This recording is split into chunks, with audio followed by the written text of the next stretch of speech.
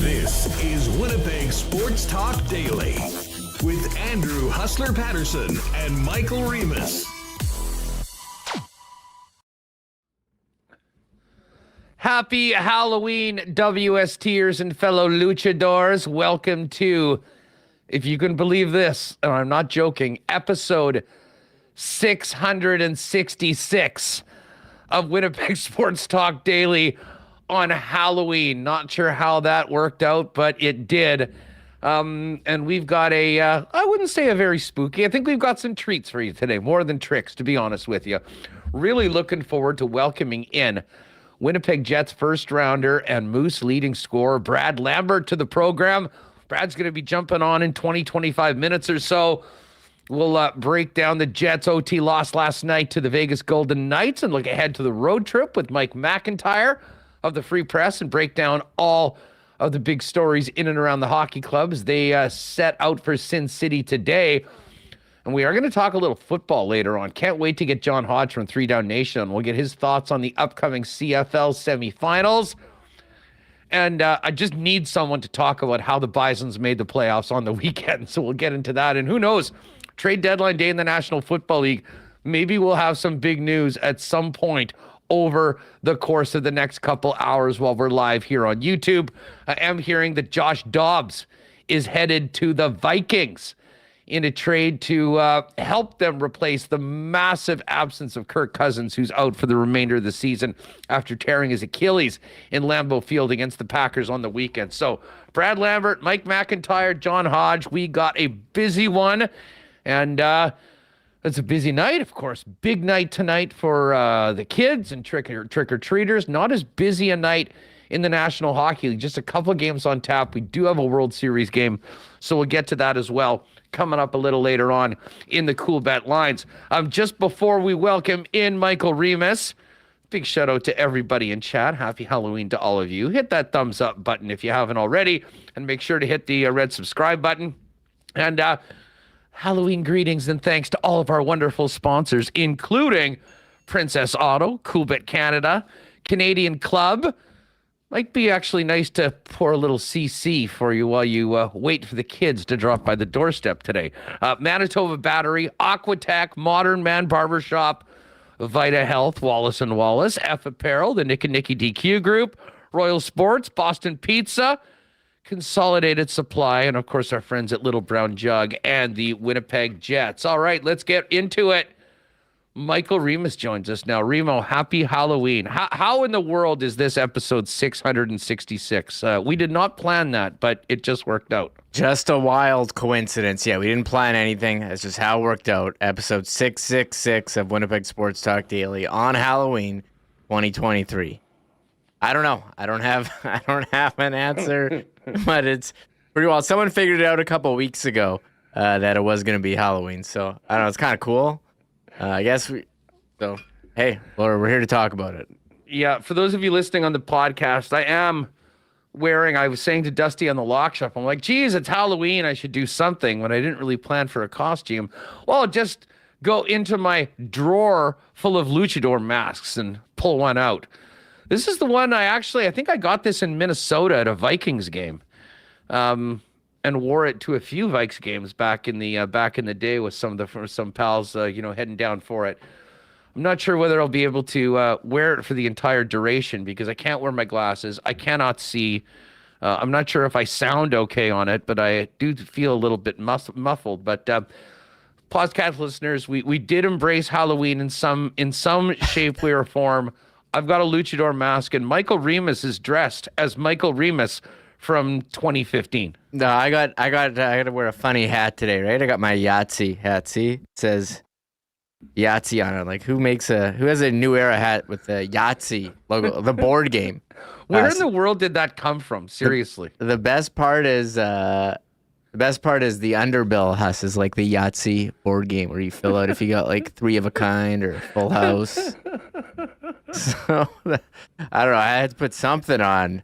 Maybe I'll go dig out something for the end of the show. We'll see.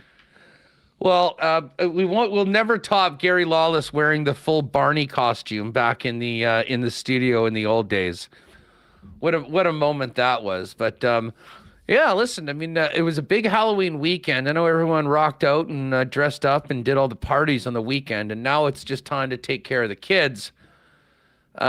I imagine like your neighborhood tonight, it's going to be insane around there, Reem. You're going to have to spend, do what I suggest to people, maybe pour yourself a CC and just sit at the doorstep for 2 hours as hundreds of kids come by your house.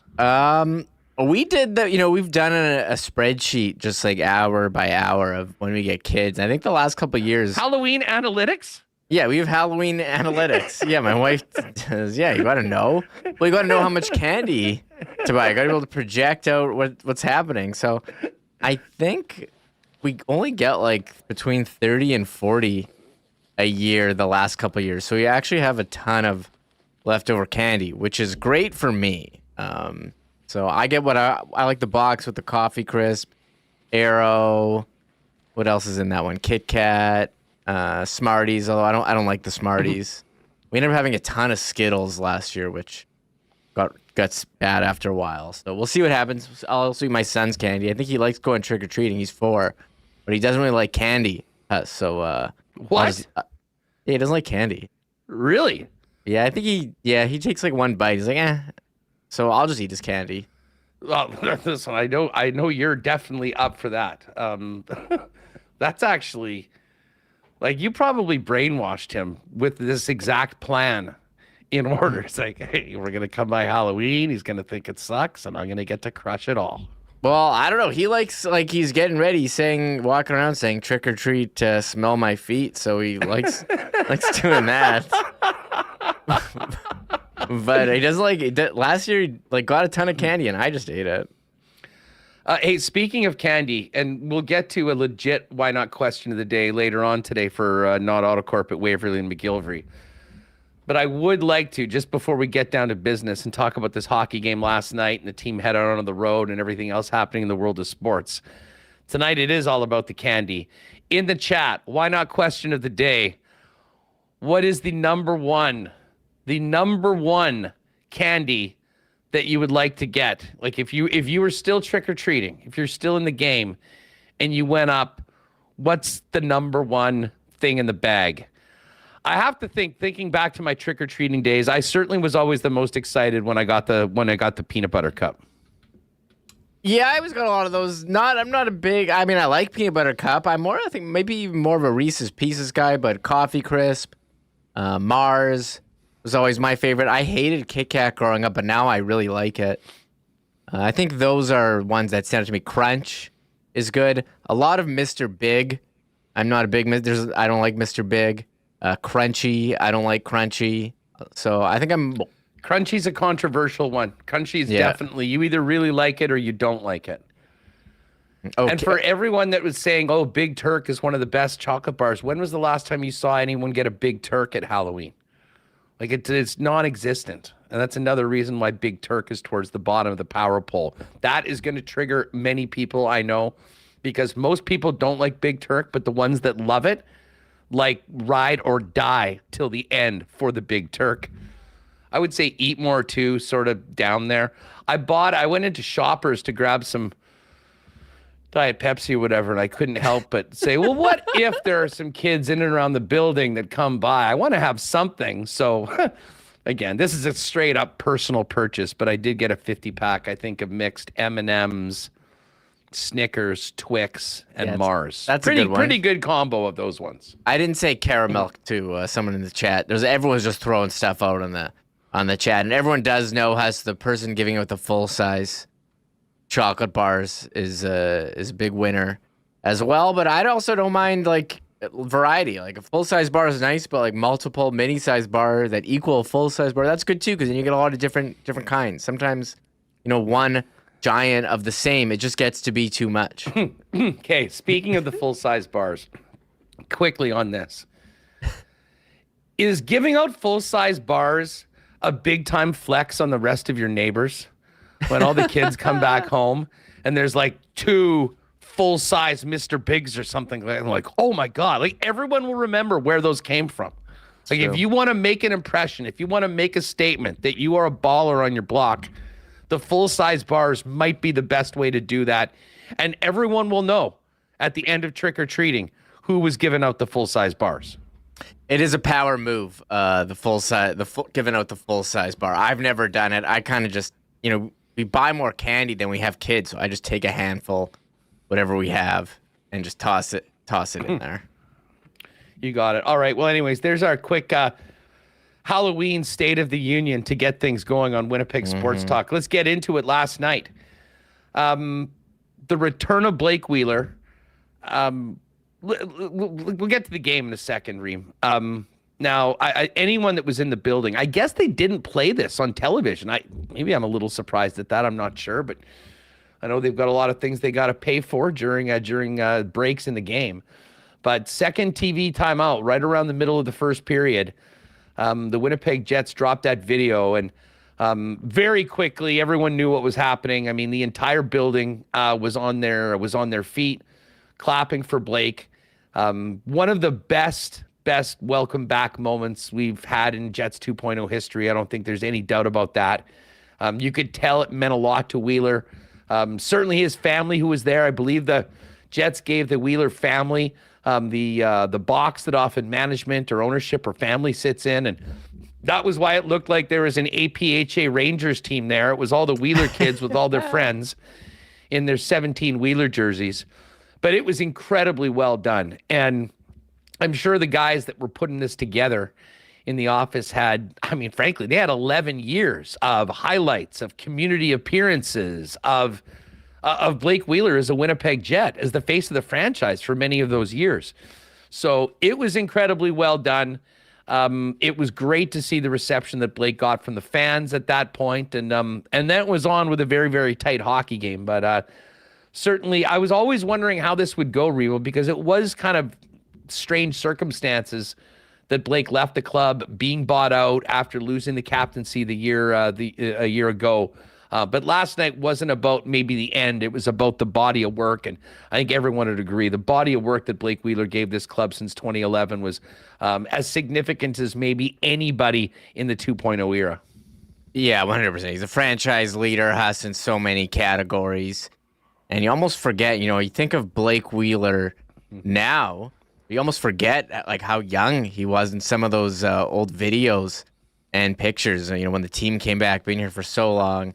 Again, the team leader in points many seasons, franchise leader in many categories. And I think he spoke to, a New York outlet after, saying about his emotions, saying, he's grateful for it. And almost like, it's almost like you can't believe that all of that is for yourself watching it. So he definitely meant a lot to the organization, part of a lot of great times. And, the Jets always have a classy, welcome back video. And certainly, it was emotional in the building last night for sure. Yeah, it was. And, and credit to everyone that had a piece of all of that. And I'll say this about Blake. I mean, listen, he's had run-ins with the media, and he's at times come off, was combative, bad mood Blake, we joked about before, who often always, when he was bad mood Blake, came up with one of his biggest games, I always seem to find. But I think there was a lot of reflection from Wheeler in the interviews that he gave yesterday heading into the game and the one afterwards. About the way things that went down. And, he even mentioned that, even at this age, he's learning more about himself. And listen, we won't get into, whether there's certain parts of his time here or things that happened, under his captaincy that he regrets. But it was just nice to see Winnipeg and the organization thank Blake, welcome him back. And, And then see this hockey team that he's playing for go toe-to-toe with the Winnipeg Jets for 60-plus minutes. Unfortunately, the Jets weren't able to get the 2 points. Remo, how did you see the game before I kind of get into my thoughts? Yeah, the quote I was seeing, Murat tweeted this out from the Rangers room. Wheeler said, "I've used the word grateful a million times now, but that was the first emotion. I was choking back some tears, but overall, you just feel a little uncomfortable having all of that for you." And that was Blake Wheeler. It was nice to see his family in the APHA Rangers. That was a nice reference. Rangers jersey. Hey, if you're from the south end or the west side and played hockey as a kid, you're very familiar with those Rangers jerseys. And it just reminded me of a group night at a Moose game. And then we realized that, actually, no, those are New York Rangers, and they're all Wheeler jerseys for the Wheeler family and their friends. We're probably dating. I don't know if it's still called that, Huss. Like all the teams that I played on have merged and changed their names. But anyways, we'll go to the game.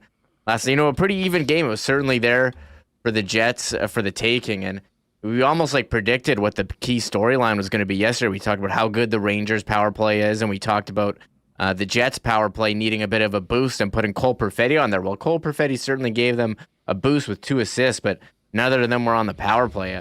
I don't know how much time has David Gustafsson played with Cole Perfetti and then played the rest of the NHL, because he scored 2 goals with Cole Perfetti. They haven't even been on the same line. He's turned him into a goal scorer here. He hadn't scored in almost 4 years, and now he's got 2 in the last couple of games here. But I mean, power plays, I think that's what it is for me. As the Jets couldn't score on theirs, and they were 0 for 3, and they kind of just passing around looking for the open shot that didn't come. And, they put Cole Perfetti, I thought he was going to be where Ehlers was on the top, on the top left point, but he was kind of down low, and I don't know if that was the most effective spot for him. So they're going to figure out ways to generate shots on net, and the Rangers power play was 1 for 3. And that was kind of the difference there, where the Jets, got a courtesy power play at the end, has Appleton falling and the Rangers defenseman getting called for. And they had a power play in overtime, and they couldn't score. And then the Rangers scored. So, I mean, 5-on-5, fairly even. But I think power play is a big thing. So that you look at just the last couple games here. The Jets have gone perfect on the penalty kill once this season, so they're basically allowing a power play goal every game. And in the 4th game in a row, they were scoreless on the power play. So if every single game you're giving up a power play goal and not scoring one, I mean, that's tough. To their credit, though, I mean, they've been scoring goals. This is their 2nd time this year. They scored under 2, or I guess they scored 2, but and what we say all last year, over 2, and you win because you have Connor Hellebuck. So, I mean, both goalies are great, but special teams, I thought, was the difference. Yeah, I mean, listen, you can look on this at 2 sides. They have points in 5 straight games. Yep. They've got 8 of the last 10. They've been playing very well at 5-on-5. That's the good. Connor Hellebuck's back and is playing brilliantly. The bad is that the special teams just isn't getting it done right now. And I mean, that was a game that was absolutely there for the taking. And you mentioned that, borderline gift call the Winnipeg Jets got right at the end of regulation, which actually gave them a 4-on-3 power play for the first, minute 45. And they're just not generating enough right now. I mean, I understood why they made the change with Perfetti moving from PP2 to PP1 and trying to get a different look. It didn't look that much better last night, unfortunately, for the Winnipeg Jets. Perfetti, though, had a monster game. And I mean, we talked yesterday about some of the rumblings, and we heard from Merrick and Elliott, about the ice time early on in the season. And I kind of said, listen, let's pump the brakes, and, especially when the team is winning. Maybe let's ease into this before we've got 5-alarm fires about playing time numbers for a young player like Cole. Hey, he took it all out of everybody's hands last night. When he's playing like that and generate, it seemed Remis like last night, every time that line with Nikolai Ehlers and Nemetsnikov along with Perfetti was on the ice, that they were living in the other team's zone and generating some pretty nice opportunities. And of course, you mentioned Gus, 2nd goal of the season. Got to feel great for Gustafsson after being so snake bit for the last few seasons. And it was Perfetti and Nikolai Ehlers that were, right there involved in the other goal that the Winnipeg Jets had. I mean, if they could have gotten anything from special teams, either just being even on the PK, never mind scoring one on the power play, they win that game. So you can certainly look at it as a point lost. They did, though, get to the extra frame. And, it was a weird overtime because we didn't get a lot of 3-on-3. But when we did get out 3-on-3, Kyle Connor lost track of his guy, and it was behind the net. And I know Doug Phil said at least it wasn't a shootout. I'll be honest, and maybe I'm in the minority here. When we were getting down towards the end of overtime, I was actually hoping, I was looking forward to a shootout last night. Two of the best goaltenders in the world who were both on their games last night. That could have been in a 10 or 11 round shootout the way the goaltenders were playing, if you ask me, because pretty much every goal that went in, the goalies had little to no chance on. And while we're talking about goaltending, Remis, the save that Connor Hellebuyck made on the goal line, well, technically blocking, what was it, Zabinajad and one of the other players from tapping the puck that was on the goal line and allowing the defense to clear. Hellebuyck's made a lot of wild saves, and he's done it in a lot of different ways. I can't remember a save like that, and the strength that he had in putting his arm back and blocking those sticks was absolutely incredible. Another big highlight from last night. Yeah, that was quite the play. I thought that was for sure going in, the puck bouncing on the goal line, Hellebuyck reaching back and not grabbing the puck, but grabbing the opponent's sticks. I don't know if that was intentional or not, but it certainly saved a goal, and Brendan Dillon goes in and scoops it out of the goal line. One highlight we do have to mention, Nikolai Ehlers. I was surprised to hear this number, 400th career point. Yeah, on a wraparound. That wasn't like a wraparound short side where you tuck it in. That was like an NHL 94, like through the legs wraparound. That was pretty well done. And that line was great, Huss, when they were on the ice, and only for 9 minutes at 5-on-5, outshot their opponents 17-7, and Nikolai Ehlers' ice time in the game was quite low. I think it was like 13 minutes 13:49.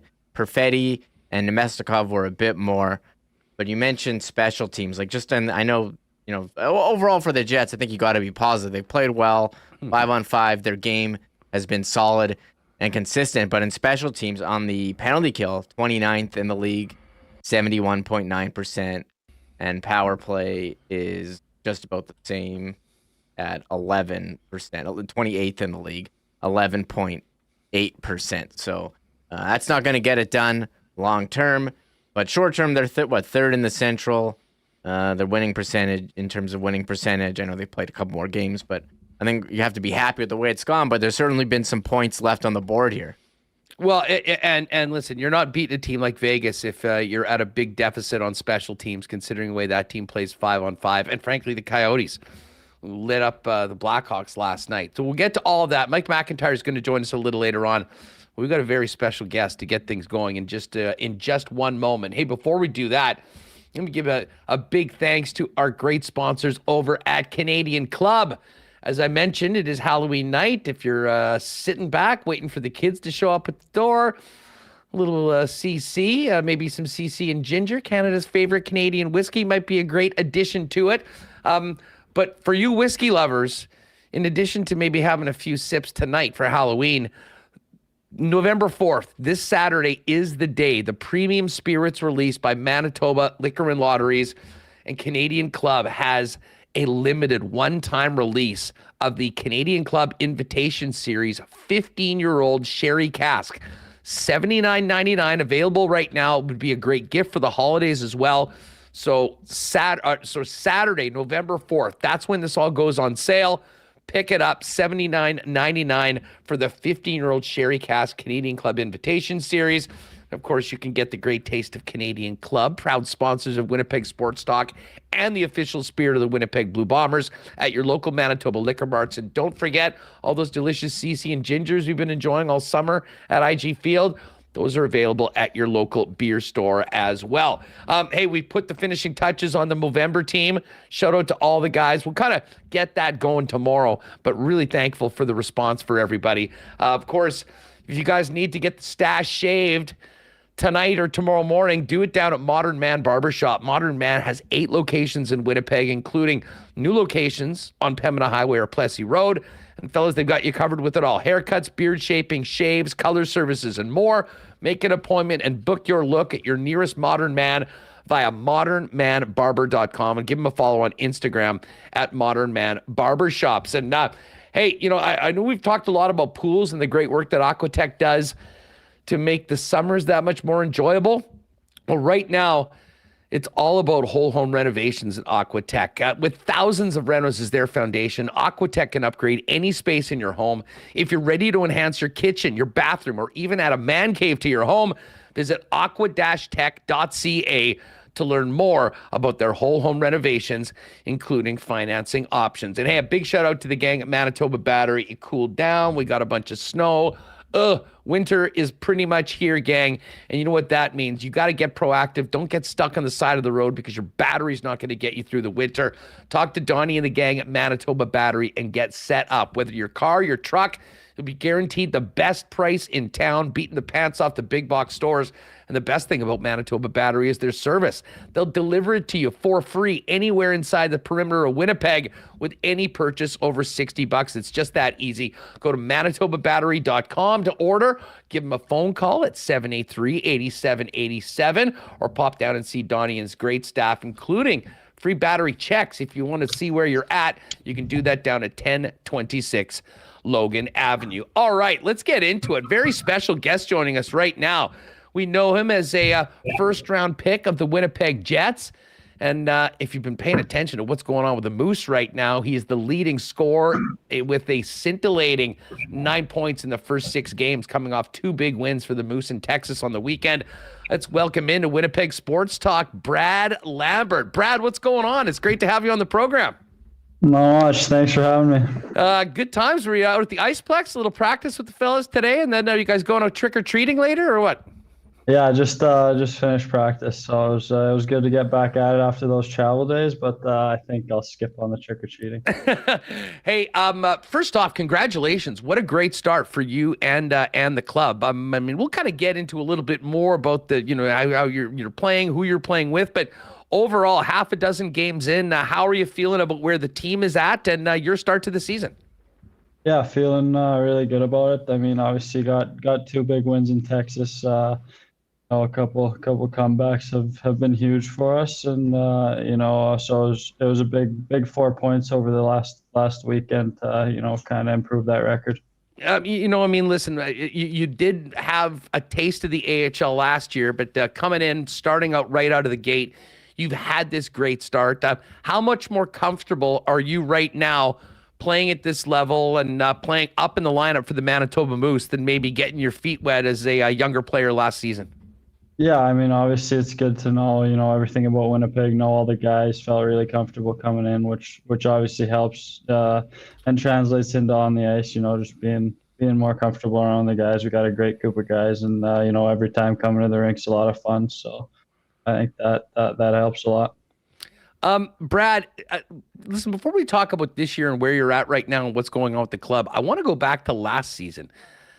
It was a very unique season for a player coming out of your draft. I mean, you were here at a great camp. I mean, you brought people out of your seat in the preseason game. You played in the American League. You played at the World Junior. You played in juniors and went all the way to the Memorial Cup. I mean, so many different teams, so many different games. I mean, when you look back at that season, what stands out for you, and how challenging was it at one side, and how beneficial was it to play in so many different areas? Yeah, I mean, obviously, I think in a way, obviously the moving around's tough. The toughest part of it, other than that, you're obviously meeting new guys, new teammates. But every team I went to last year had great guys, and I got along with them really well. But the moving around during the season wasn't ideal, but I got used to the lifestyle in Seattle pretty quick as well. So and you can also take a lot from the different experiences that I had. Playing pro, getting my first preseason NHL games was awesome, and then going back to playing playing junior for the first time, with my own age group for a long time. So that was a nice experience. And then the Memorial Cup's obviously a best tournament in junior, which was a cool experience. And so yeah, a lot of good experiences, and a lot of stuff you can learn from. Tell us about.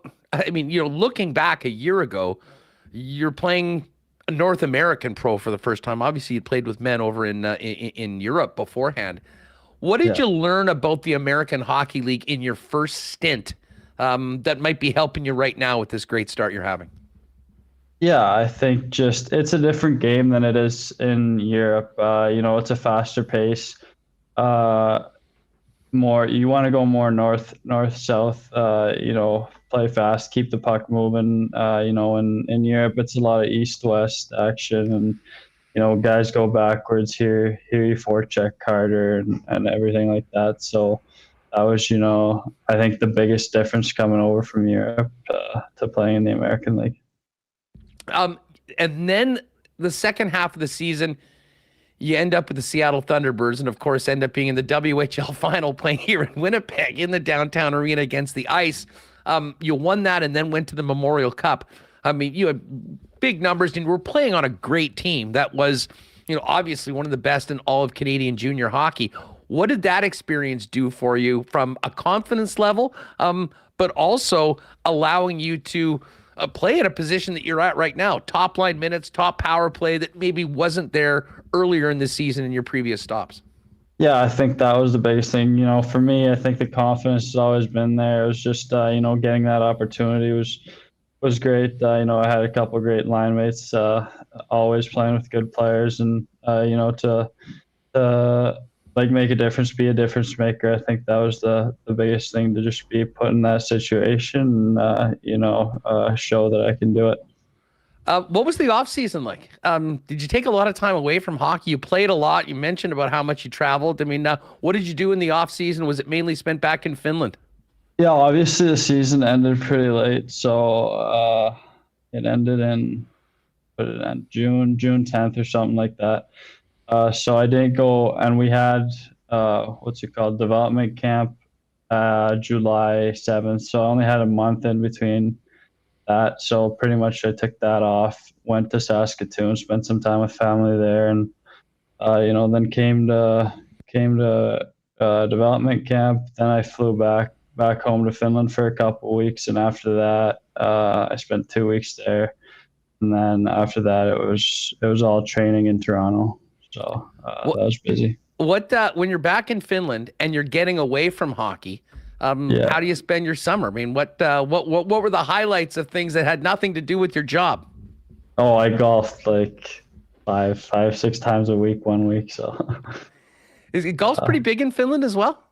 Yeah, I think it's getting bigger. People are getting into it a lot more. I think it used to be more of a North American thing, but there's more courses, more people playing in Finland now too. No, that's really neat. Brad Lambert's with us from Manitoba Moose. As you mentioned, it was a short summer. Would you compare this year's Winnipeg Jets training camp for you as opposed to your first NHL camp last year? Yeah, obviously it was different. This year they had me playing center. Last year I was playing wings. So, but I thought it went pretty well. It was an awesome experience. Obviously, get to play games at basically the highest pace there is huge, and take away some stuff from there, and now try to develop as much as I can in the American League, and hopefully get another shot. When you get assigned to the Moose as a young player, I'm sure, that was probably the plan all along. What sort of communication is there with the coaching staff of the Winnipeg Jets? And what's the message for you when you get to Manitoba, playing in the role you're at right now? What are they looking for you to do night in and night out? And how has that, did you get much direction, I guess, as far as, what they're looking to see you grow as a young player? Yeah, I think the biggest message was grow my game off the puck, defensive zone, also off the puck, playing offense off the puck, getting into positions to get the puck, moving the puck when I have it, give and go, goes, so stuff like that. But I think the biggest thing was just, my play off the puck and trying to improve that. You mentioned defense, and that's often, I mean, there's so many talented players like yourself that come in that, we know you've got the offensive chops. You move up a few levels, if you will, going to the National Hockey League and playing against the best in the world. How would you compare the defensive game from what you grew up playing in Finland to the American League to, what you were able to do in junior? Like, how different is that? Or does it all come down to the same things and doing the little things right? A lot of it's, doing the little things right. But in Finland, it's like I said, it's a lot slower. It's more structured, maybe. Well, not more structured, but more like sit back, trap, like 5 guys going backwards a lot of the time. Here, it's more, go hard. You got to think faster, I feel like, because, you're not just sitting back. You have to go. So, and think at the same time. So I think that's the biggest difference. Brad, so we kind of talked about your last year and how nomadic it was, the short off season, your second NHL training camp. How would you attribute your hot start?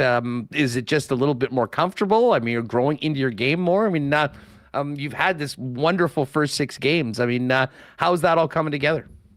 Yeah, I think, I've been getting a good opportunity, playing big minutes, playing with great players with Jeff and Fordo there, and they're grading down low in the corners and get me the puck out front and they can bury it too. So playing with great players, getting an opportunity, and just trying to contribute any way I can. I wanted to ask you about your line mates. You just mentioned Jeff Malott and Parker Ford. And Parker Ford was a guy that, I mean, most people weren't very familiar with. He signed at the end of last season. This was his first camp, made a great impression in training camp. And Jeff Malott has been, I mean, one of our favorite guys from the Moose to talk to on this program. He is such a good dude, but also a guy that's been able to, make it happen and doing it at a high level in the American Hockey League. Tell us a little bit about those guys and your connection with them on that Moose top line. Yeah, no, they're great players and great guys, as you said.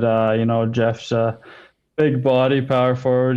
Gets the job done down low, can handle the puck well, protect the puck better than a lot of guys I've ever seen. One of the best I've ever seen protecting the puck down low. So, it's tough to get him off the puck, and that makes my job easy. Just try to get open in front of the net, and he'll find you. And Fordo's, fast, fearless, obviously great at making plays, smart player. So, it's been great. It's, easy to center those 2 guys.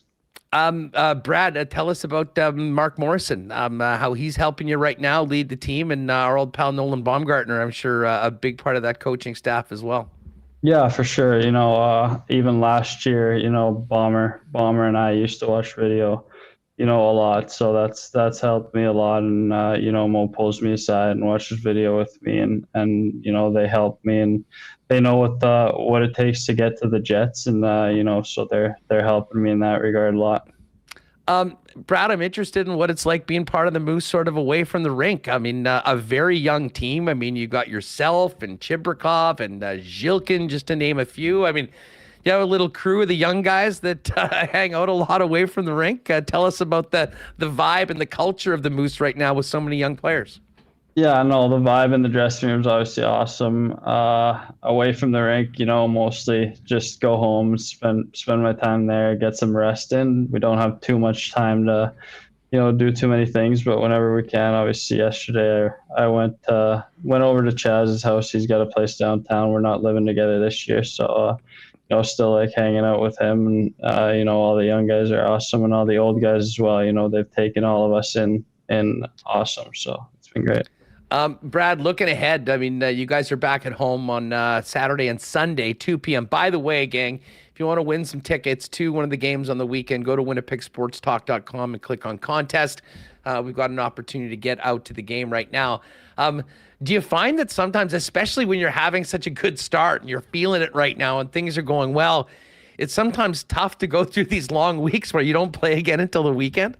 Oh yeah, I mean, obviously you want to keep it going and get us your in your groove. So you want to keep playing, but this is the way it is. It's every weekend. So I just try to keep my level up in practice. Try to keep the pace up and treat practices sometimes even like games. So, but yeah, it's tough not to play for through the weekdays. Hopefully, after this weekend we have more week games, so that'll be nice. But yeah, it's a little tough playing just weekends. Hey, one other thing I'm interested to know. I mean, you've got sort of this unique situation where the NHL club and the AHL club is in the same city. You're very close to the organization. I'm sure you guys have everything you need, but how much do you pay attention and keep track to of what's going on with the Winnipeg Jets? And do you guys get out to games at all when you're off? I mean, fill us in on what that's like being with the AHL affiliate, knowing that's where you want to end up.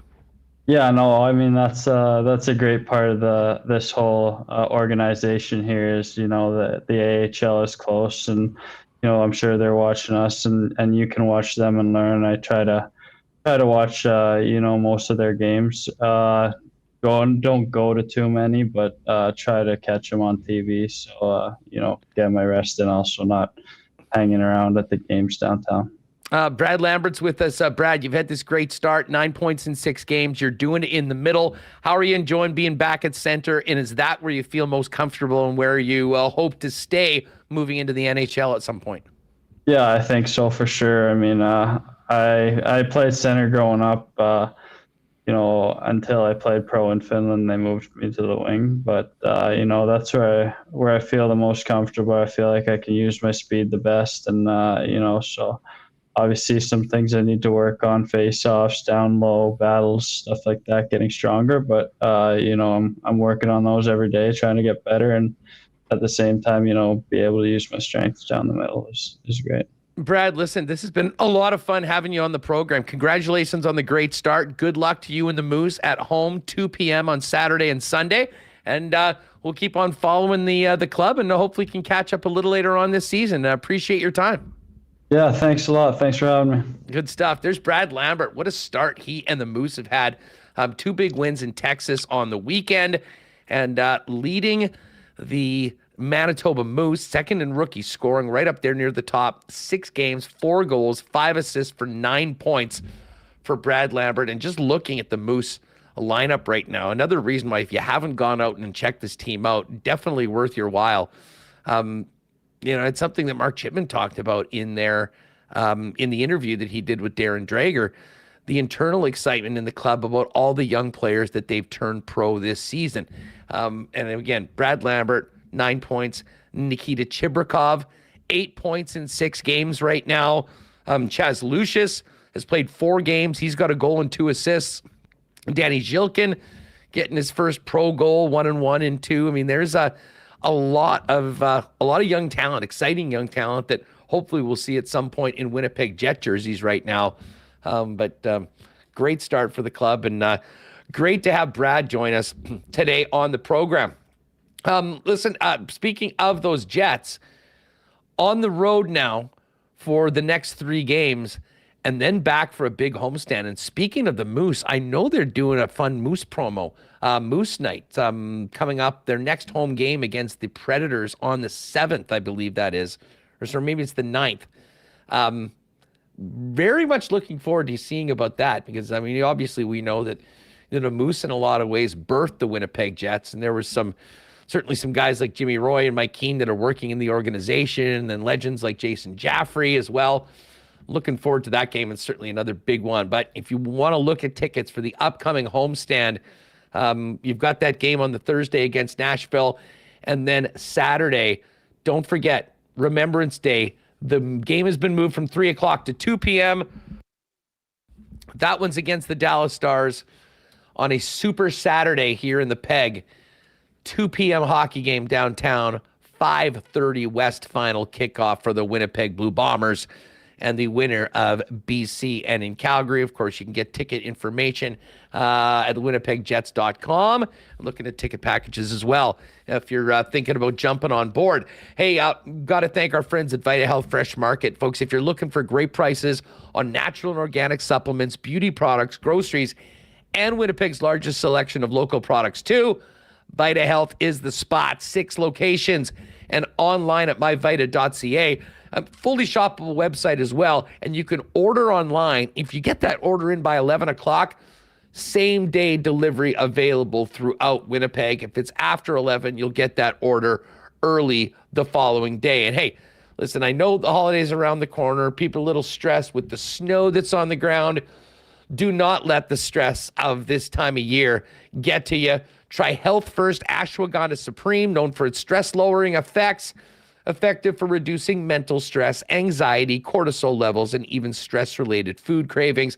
And Health First Ashwagandha Supreme on sale all month at Vita Health, family-owned and operated since 1936, empowering people to lead healthy lives. 6 Winnipeg locations and online at myvita.ca. Oh, we got to thank our friends at Wallace & Wallace. You know that they are the fencing and overhead door experts in town. Fencing, I mean, you've seen their trucks and fences all over the city. You might not see as many direct results of all their work on overhead garage doors, but they have the biggest selection in town as the Clopay dealer in Manitoba. They also do great maintenance. And listen, this is the time to figure it out because that overhead garage door had lots of ups and downs this summer. Now they're moving into winter, though, is when your garage door really works hard. The right time to prevent downtime this winter is now.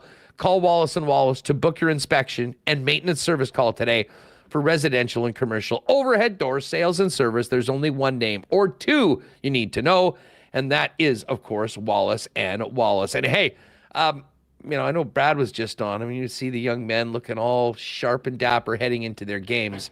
Whether you're a hockey player that needs to up your menswear game, or you just look into the closet and realize that it is about time to step it up, the best place to do that, really the only place you need to go, is F Apparel down at 190 Smith Street. The F Bellas have so much waiting for you, including custom suits beginning at $400, along with chinos, golf pants, custom shirts, both tucked and untucked styles, and an incredible selection of menswear accessories. And hey, if you're getting married, or you're in a wedding party standing up for one of your boys on the big day, talk to the gang at F. There's nothing worse than returning a tux and spending all that money for one weekend. Get great-looking suits that you can wear far beyond the big day. And if the wedding party gets their suits at F Apparel, you get a 15% discount. Find out more in-store, 190 Smith Street downtown, or check them out online, or make an appointment to go in and see them at F. That's EPH Apparel. .com. All right, let's bring in Mike McIntyre, coming off a fun chat with Brad Lambert. Mike, what's going on? How are you?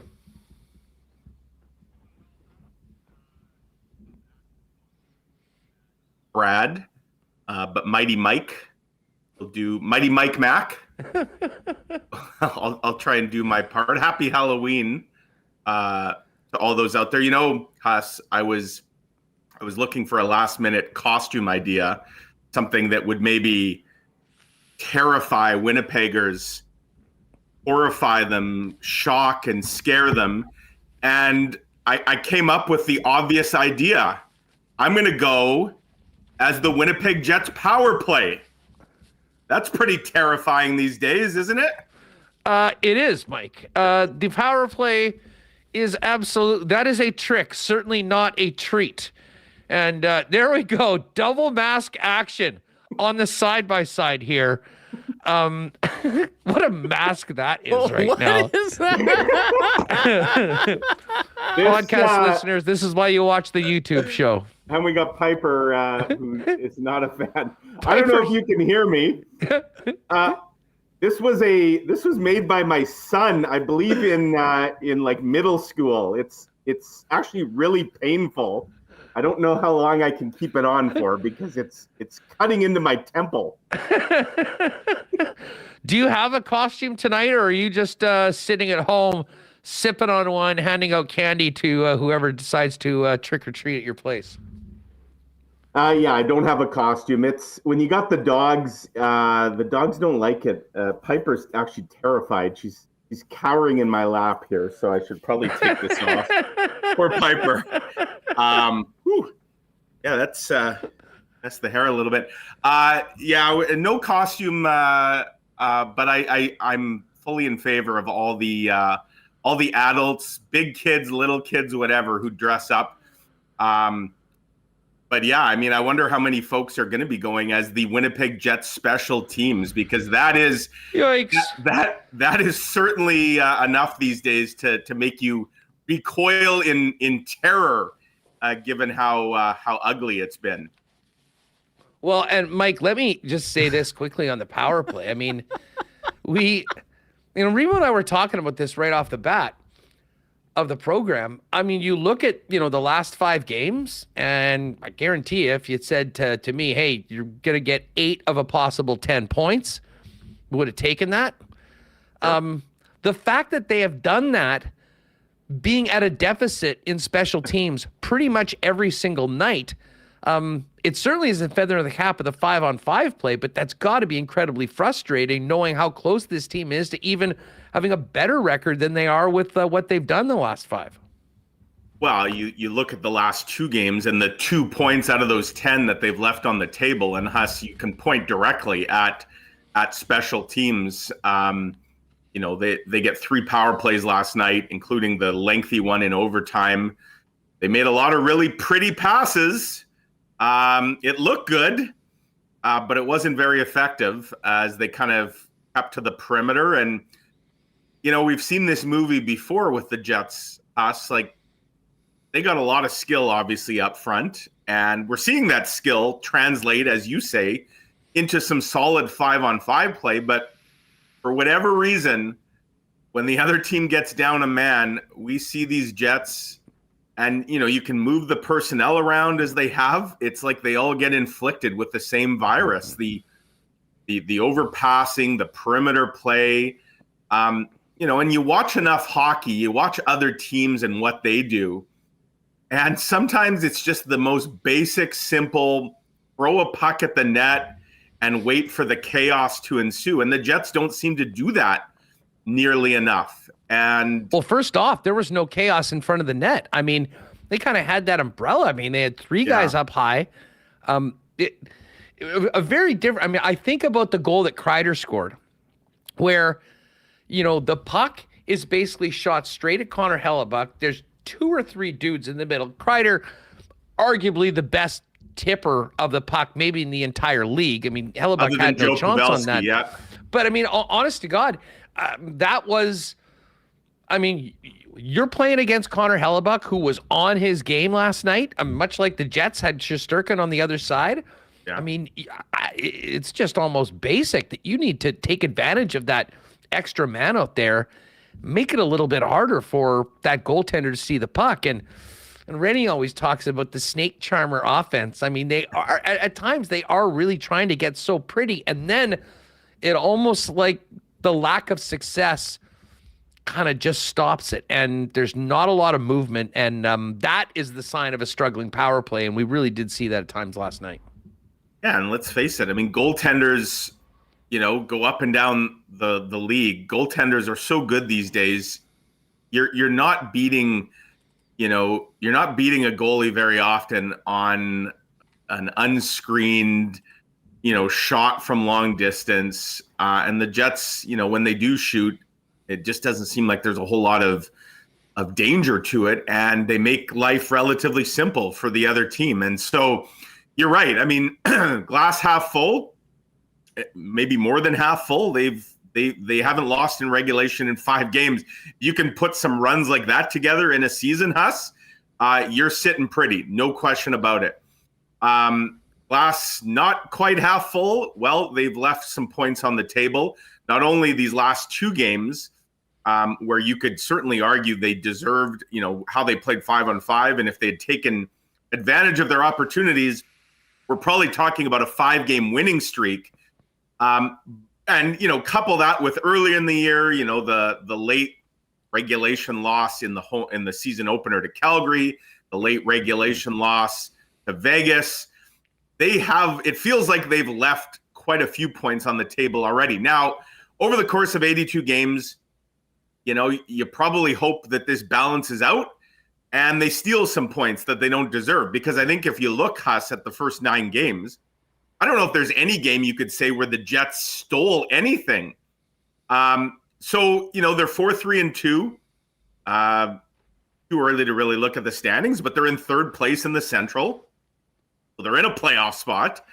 And in a lot of ways, it feels like they have yet to really take advantage of some of the really good things that they've done. And so if that starts to balance itself out, and, look, the talent on this team,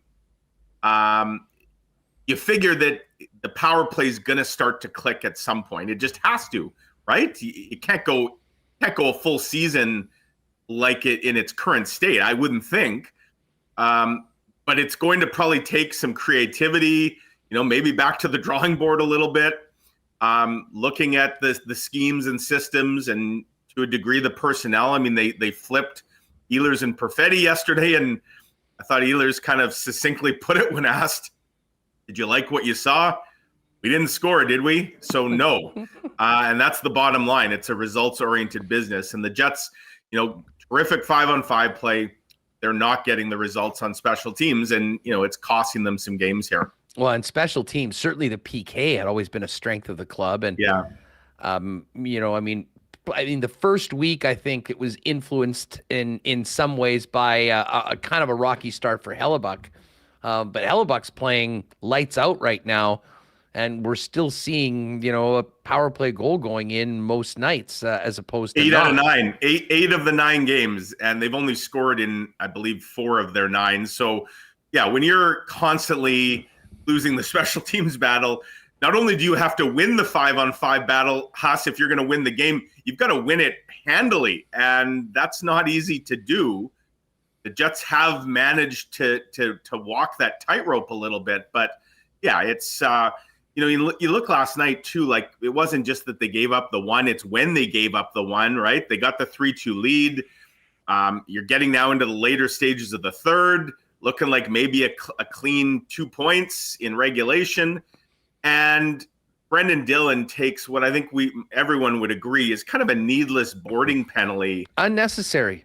Totally unnecessary. And the Jets had just killed a penalty, in fact, at that point. I believe it was Adam Lowry was the culprit there. So, you survive that. And before the game, all the talk was about the Rangers' power play. It's pretty potent. They got a lot of talent, just like the Jets, but they seem to have a better idea of what to do with it on the power play. So you're playing with fire. You've killed off 2 earlier in the game, including you just finished one. You're still clinging to that 1-goal lead. Brendan Dillon, throws a hit there that he really shouldn't.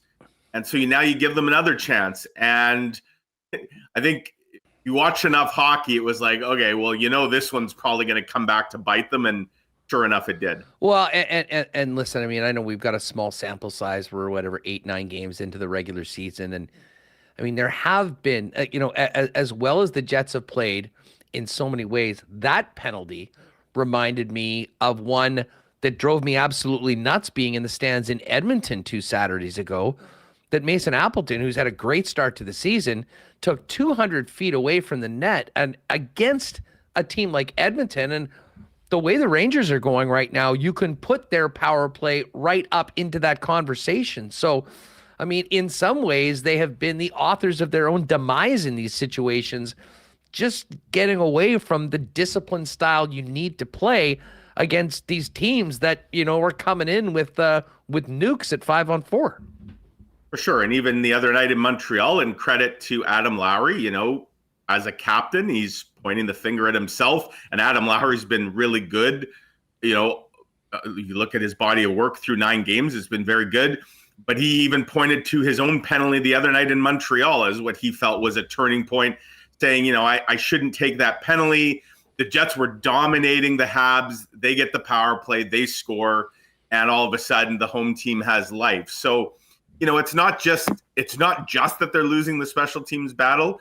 Just like Rick Bowness often talks about timely saves, timely goals. There's also timely kills, and the Jets maybe haven't gotten those. Like when they're giving up those goals, it's one thing to give up a power play goal in a 4-0 game, late in the game. Okay, who cares? But where they're giving up the goals, it seems to really be turning the tide. So again, the Jets' PK was a strength last year. The power play was up and down. certainly getting Gabe Villardi back in the lineup here, maybe that lights a spark. And Huss, I don't know, you've been on the air here. I don't know if you saw, but Gabe Villardi's actually on the road trip. He's on the plane with the Jets to Vegas kind of as we speak. Now, before anyone gets too excited, I do not expect, it would be a miracle. I don't expect he's playing on these 3 road games. However, today is 2 weeks. There we go. Remis on the ball as always. Today is 2 weeks to the day that he suffered the MCL sprain and an injury that was projected to be 4 to 6 weeks. So if you're the eternal optimist and you're looking at the low end of that 4 to 6 week range, we're talking about a potential return 2 weeks from now. The fact he's on this road trip, we'll see. I'm off to Vegas tomorrow as well, so I'll get an update on the scene in Vegas. But I'm curious to see if he, in fact, does start to skate. And with that injury, that it's not like we're talking about a wrist injury or something where you could keep skating. Obviously, the skating is the key here. We'll see how quickly he can maybe ramp things up, but that would be an encouraging development for sure, because I think, one thing you look at the Jets and the power play, and it was obvious last night, Huss, you mentioned it, that lack of net front presence, the lack of chaos. Alex Iafallo's kind of playing that role, and he's a good tipper. Like, you've seen him score a couple goals already with the tip, but he's not maybe that big, shift disturber that you kind of want in front of the net. Gabe Villardi, I think, could certainly fill that role. And so, the sooner they get him back, maybe that ultimately lights a spark. Forgive me for being a somewhat of a cynic, but as Remis pointed out to me, this is the Vegas, Arizona trip. Yes. Guys just don't want to miss that trip. They don't want to stay here in Winnipeg now? We all remember Ehlers going on that trip last year. We were like, oh, geez, does this mean he might be back? Well, maybe no, he just wants to be with the fellas. That being said, the fact that he's walking around going with the team, it certainly isn't a bad sign, I'll say that, although it might be more about being with the team when they go to one of the best places in the league to spend a day off in. Yeah, and they're going to have a little bit of time off here. I don't know if folks have looked at their schedule. So first of all, they're doing something a little unusual here, Huss. They don't play till Thursday night. Normally, the Jets will always travel the day before a game.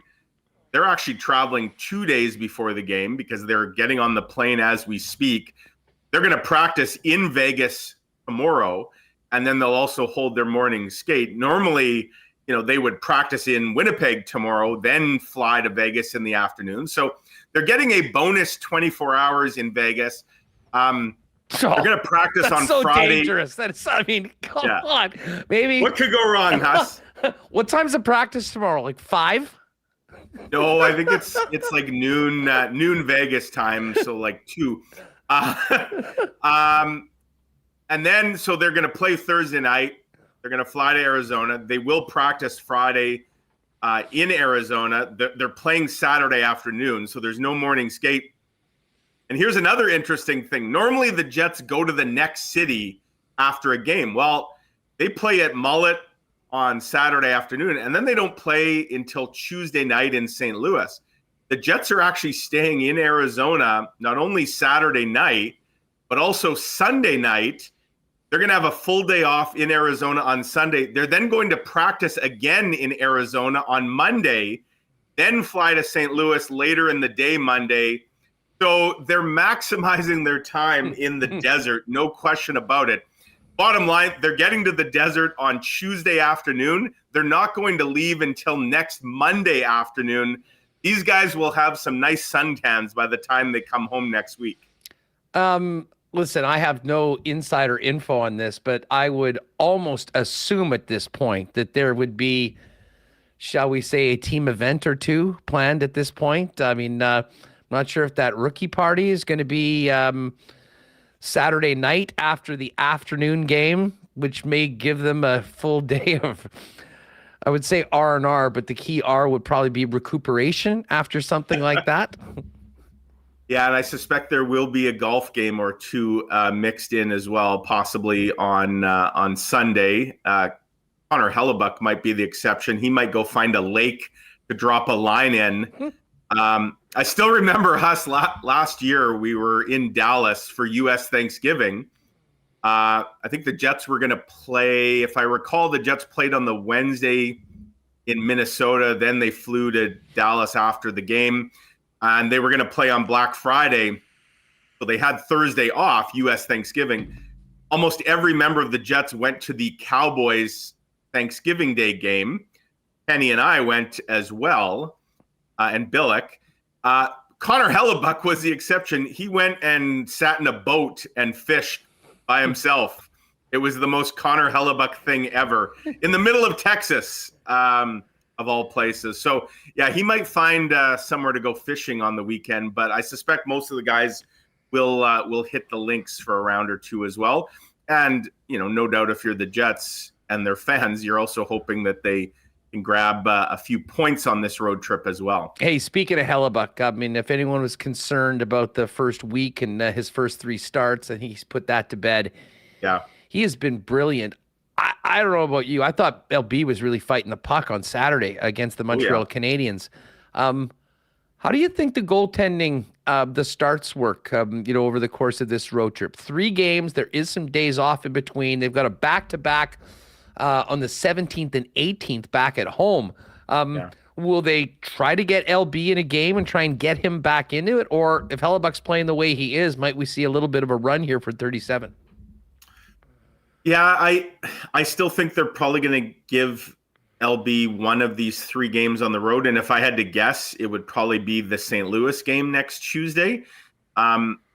But perhaps plans, let's say the first couple games don't go as well as the Jets hoped, and maybe there's a little more desperation to salvage something on the road trip. Maybe that changes. I just think I'm pretty confident in saying Connor Hellebuck's playing on Thursday in Vegas. Laurent Brossoit got the first start of the year at home here against the Golden Knights.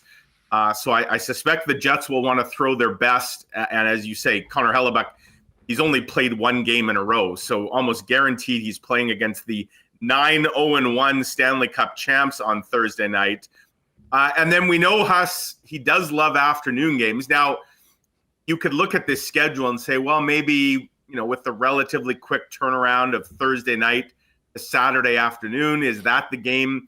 If they're going to play Brossoit in one of the 3 games on this trip, maybe they let him play that one, and then Connor Hellebuck gets the Blues next week. So I could see that maybe going that way potentially. I just think that they do want, and I agree, Laurent Brossoit in his 2 starts, he really looks like he's fought the puck. I think that we're going to see a much better version of Laurent Brossoit as we go forward here. I really do. And so I don't think by any means they're going to change the plan. And I think the plan has been, I said at the beginning of the year, I thought Laurent Brossoit might get north of 25 starts. We're talking now almost 1 out of every 3. If he's, let's say he plays 27 games, that's 1 out of every 3 games. So far this season, the Jets have played 9 and he's appeared in 2. So it's like 1 every 4.5. I do think we'll see him probably get in 1 of these 3. I'm just not 100% sure which game it would be. Mike McIntyre from the Winnipeg Free Press getting us ready for this upcoming Jets road trip. He'll be jumping on the bird tomorrow and reporting from the desert for the game on Thursday. Mike, over the last week or so, there's been a lot of talk about Cole Perfetti's ice time. Had not been seeing the ice at the end of third periods or in overtime in, a couple close games. Scott Arniel, after a strong game last week, said as much afterwards. He's got to find a way to get those guys out on the ice more and, has done that, obviously, the switch through. And listen, to me, I thought it was way too early to be talking about this, especially when the team had been winning. If anything, give the coaches a nod for doing what it takes to win the game and move forward.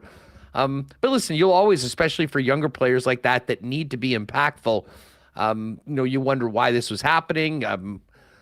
I'll say this, Cole Perfetti over the last couple of games, especially last night, is certainly doing his part to make sure that he's top of mind for the coach. That might have been his best game of the year last night, and he's had a few really good ones. It had been the Lowry line that had been carrying the team for the last little bit. Last night, it was he, Perfetti. It was he, Nikolai Ehlers, and Vlad Nemetsnikov. Yeah. So what do you make of Perfetti's situation and how he's been responding on the ice with his play? Well, I think his play is doing the talking and very much sending the message to his coaches and management that he's ready for more. And, Cole Perfetti, like last 4 games, he's got 4 assists, all of them primary, none of them of the cheapo variety. No. Like he is making some sensational passes, like racking up a bit of a personal highlight reel here lately with just his vision. And I think that's something we've known about Cole Perfetti. There's never been a question about his smarts, his hockey IQ, or the way he sees the game. But it's one thing to have that at, a junior level or even at the AHL level. It's another to be able to process that at NHL speed. And I think we're starting to see, Cole Perfetti's brain, his very big brain catch up to the NHL game in a significant way. And the results are certainly encouraging. And Cole Perfetti, I mean, the way he's playing, you simply can't keep him on the bench. They should be looking at ways to actually get him. And I think they are looking at ways. The fact that he was moved onto the top power play unit is a good sign that they see that he's doing some things that they want to try and tap into and take advantage of. So, yeah, I mean, Cole Perfetti, if he continues this kind of progression, the kind of player that he was at the start of the year, the kind of player he is now 9 games in, and the kind of player he might be a few weeks, a few months from now, it's certainly encouraging to kind of view what that might be, because he certainly looks to have taken a big step here. Well, and listen, I mean, and another topic that, we should mention when we're talking about that line is Nikolai Ehlers. And listen, Ehlers is his biggest critic, and usually sure. is, and we heard that last night. But it's sort of been a very uneven start for Ehlers. He missed training camp. First few games were a little bit of a write-off, to be honest. I thought he was excellent in Detroit, scored that big goal. Did not have a good game in Montreal on Saturday night, and then came back with a good performance. What do you make of Nick right now, how he's clicking or sometimes not with Nemetsnikov and Perfetti, although I think it's looked really good as of late, and the need for him to be able to bring that, but on a more consistent level for the club? Yeah, and I mean, Nikolai Ehlers, as you say, he can be a streaky player, and he can be a player whose confidence maybe goes up and down a little bit. And when he gets down on himself, sometimes that translates into his play on the ice. I think the missing all of camp, and that obviously it can't help but take a toll on you. Like, you're now trying to get up to speed with players that are a few weeks ahead of you in the sense that they've been playing some meaningful minutes and you haven't. But last night, and so 2 of the last 3 games for sure, there's something to build on there. And I think we're seeing with Cole Perfetti and Vlad Nemetsnikov, who may not ultimately be long for that line, because it'll be interesting to see what happens, for example, when Gabe Vilardi comes back here, and if that's in a couple weeks, what's the trickle down? I think, and you mentioned the Lowry line, like, are you taking Nino Niederreiter off that line? I don't think so at this point. I mean, things can change, of course, and maybe the way they're playing now isn't the case in a couple weeks, but it looks like they found something really encouraging with that third line. So, where does Gabe Vilardi go? How does that all factor in? Does he go back with Connor and Scheifele, and then does Iafallo move down, and does Perfetti move back to center where Nemetsnikov currently is? Like, there's a lot of moving parts here, and it'll be interesting to see what that looks like. And I guess they'll cross that bridge when they get there. But I think, Ehlers, he's a guy who can be a game breaker, a game changer. And we're seeing, some flashes of that for sure. The key now is to make it, more the norm rather than the exception. And I think as he gets more games under his belt, and for Nikolai Ehlers, because it's so important, as he gets a little more confidence, a little more swagger into his game, that's probably a really good thing. And it seems like that pairing with Cole Perfetti, the way they went in on that 2-on-1 and the goal yesterday, the wraparound goal, like that was a pretty that was a confident play, right, by a confident player. And so that was a great sign, and the Jets will certainly want more of those signs in the coming games. Mike, when are we going to see Gus on Perfetti's line? Every time he's out there, he scores in about 5 seconds. Yeah, Cole Perfetti is his personal setup man, right? Because that's primary assists on David Gustafson's 2 goals. And he went, 4 years, Huss, between scoring in the NHL. Now he went 6 days between scoring in the NHL. And it's funny because, of course, Cole Perfetti and Gustafson are not on the same line, but that's twice now in kind of a blended line change. And the pass that Perfetti made last week on Gustafson's goal was just incredible. And his one last night was pretty good as well. So, they do seem to have some chemistry. So does the Gus bus, get promoted at some point here? Or maybe they just try and find ways to have those two intersect a little more on the ice. But yeah, that's been a great development as well. I mean, and don't forget, Huss, David Gustafson's only in the lineup because Gabe Villardi got hurt. Like, he was a healthy scratch to start the year. Talk about a guy who's, and he did it in training camp as well. He had a really good camp, and he came in knowing that nothing was going to be gifted to him. Just to simply crack the 23-man roster was going to be a battle. And to his credit, and there was a lot of competition for that 13th forward spot, he earned it. He's now moved out of the 13th forward spot because of injury, and he's making a case to certainly remain in this lineup, if and when they get back to full health.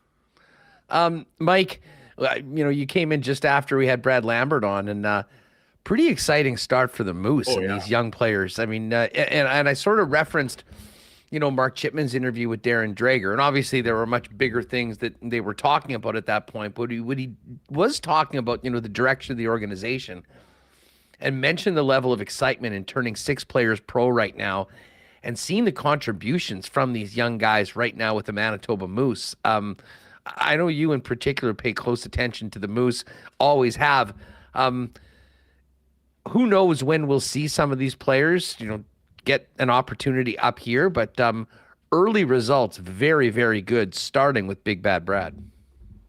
Yeah, I mean, you look at a 19-year-old who's, making the transition at the pro level to playing center, something he's done in junior, but that's not easy to do.